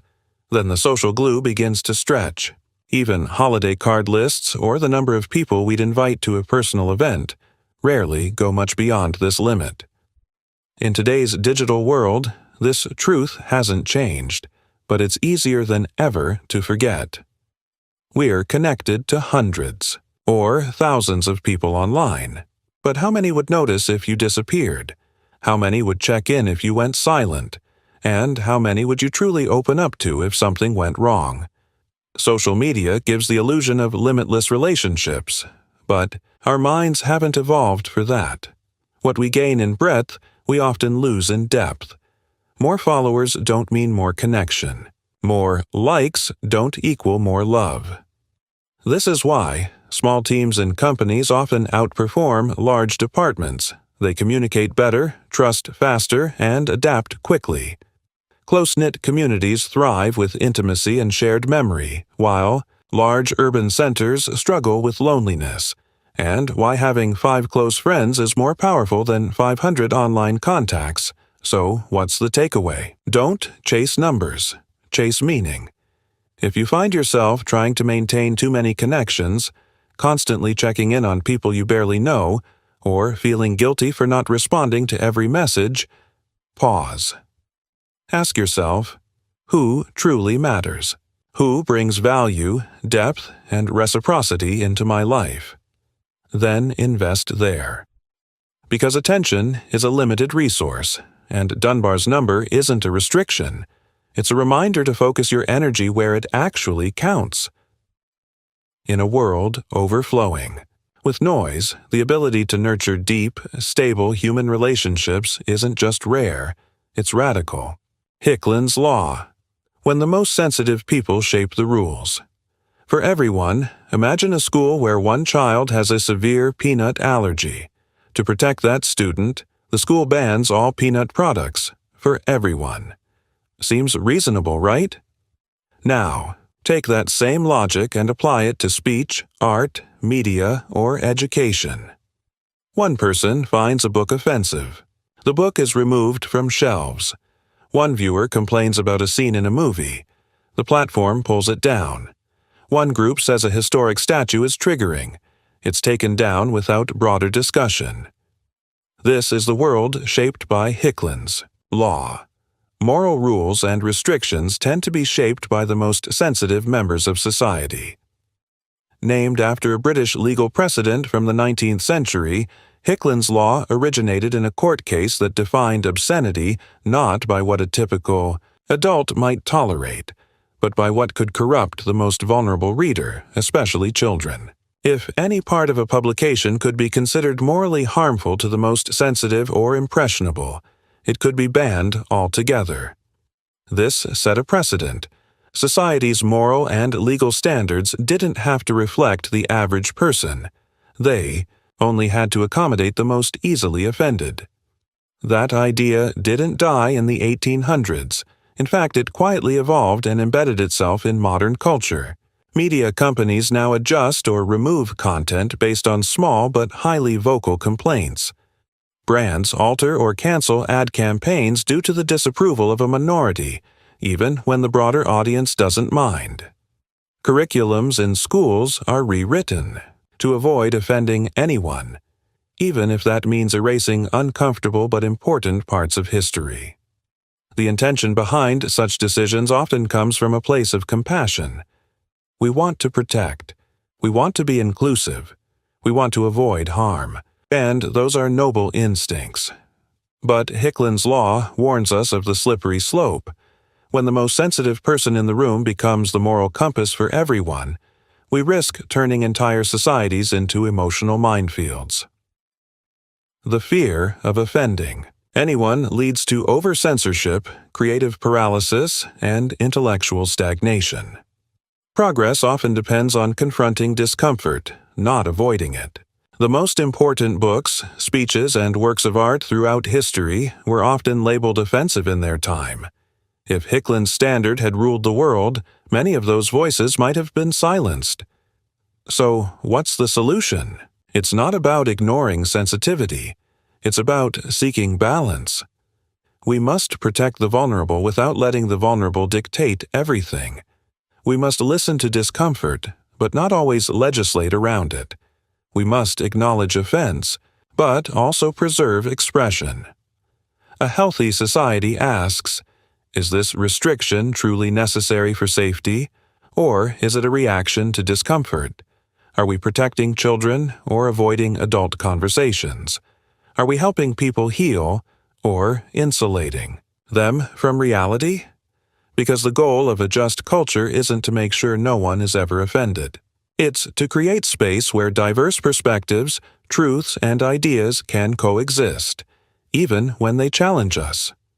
So the next time a rule, a ban, or a policy is made in the name of sensitivity, ask, are we dimming the lights for everyone just because one person found them too bright?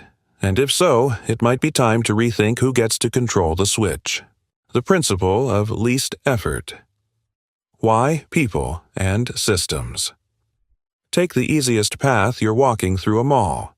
To your right is a staircase. To your left, an escalator glides effortlessly upward. You're perfectly capable of taking the stairs, but, like most people, you step onto the escalator without even thinking. That tiny decision, made in a second, reveals something profound about human nature. It's called the principle of least effort. People naturally follow the path of least resistance in thinking and behavior. Coined by linguist and researcher George Zip in the 1940s, this principle started as an observation about language, how we tend to use shorter, simpler words more often than longer ones. Why say automobile when car does the job just as well? But what Zip uncovered stretched far beyond words. It applies to everything. In design, people will click the first link that looks useful. That's why Google's clean, fast interface dominated search. It was simply easier. In food choices, Cooking a healthy meal takes planning and effort. But fast food, it's cheap, fast, and convenient. The easier option often wins, even when it's worse for us. In thinking, we rely on mental shortcuts or heuristics to make decisions quickly. We avoid complexity. That's why clickbait headlines work. They serve up fast conclusions without requiring us to think deeply. In productivity, we procrastinate not because we don't care, but because the path to doing something hard feels steep. We open Instagram instead of starting that report, not out of laziness, but because the friction is lower. And this doesn't just apply to individuals, it governs systems, too. Organizations tend to adopt workflows, tools, and cultures that minimize short-term resistance. But over time, these easy choices can lead to long-term inefficiency. Even entire societies follow this principle, defaulting to norms and habits that feel easy in the moment, without questioning their broader impact. But here's the twist. The principle of least effort isn't inherently bad. It's just a law of human behavior. And, like gravity, once you understand how it works, you can use it to your advantage. Want people to use your product? Make the experience frictionless. Reduce steps. Anticipate confusion. Design for clarity. Want to build a new habit? Don't rely on willpower. Lower the barrier. Put your workout clothes out the night before. Pre-cut the veggies. Set a reminder. Remove the tiny obstacles that derail good intentions. Want to be more productive? Simplify your environment. Organize your space. Use templates. Automate repetitive tasks. The easier it is to start, the more likely you will. Because the truth is, most people and most systems don't rise to meet ideal scenarios. They fall to the level of least resistance. So instead of fighting that instinct, design around it. Work with it. Build systems that reward ease without sacrificing integrity. Because at the end of the day, the things that win aren't always the smartest, the healthiest, or the most ethical. The things that win are often just the ones that are easiest to reach. Newton's law of cooling. Why change happens faster. When the gap is wider, you pour yourself a steaming cup of coffee. It's almost too hot to sip, so you leave it on the table. 5 minutes later, you take a taste. It's cooled a lot. But leave it there another 5 minutes, and it only cools a little more. Why? Now imagine the opposite. You take a can of soda out of the fridge and leave it on the counter. At first, it warms quickly, but as it approaches room temperature, the change slows. This isn't coincidence. It's Newton's law of cooling in action. The rate of temperature change of an object is proportional to the difference between the object's temperature and its environment. In simple terms, change happens fastest when the gap is widest. When a hot object meets a cold environment, the energy transfer is rapid. The contrast creates momentum. But as the two temperatures get closer, the urgency of that transfer fades. The system seeks equilibrium, and the pace of change naturally slows. But what makes Newton's law truly fascinating is how it applies far beyond physics. This principle shows up in technology, economics, personal growth, and even societal change. Technology adoption. When the Internet first emerged, its growth was explosive. Huge parts of the world went from zero connectivity to full access in just a few years. But now that the majority of the world is online, adoption has slowed. There are fewer unconnected people to convert, and the systems are nearing saturation. Personal development start going to the gym after years of inactivity, and your progress in the first month is dramatic. Pounds drop, strength increases, energy improves. But after a year of consistent training, each gain becomes smaller. You're no longer far from the goal, so improvement slows. Economic growth-developing nations, when they first industrialize, often experience booms in GDP and infrastructure. But once they catch up with global standards, growth becomes incremental.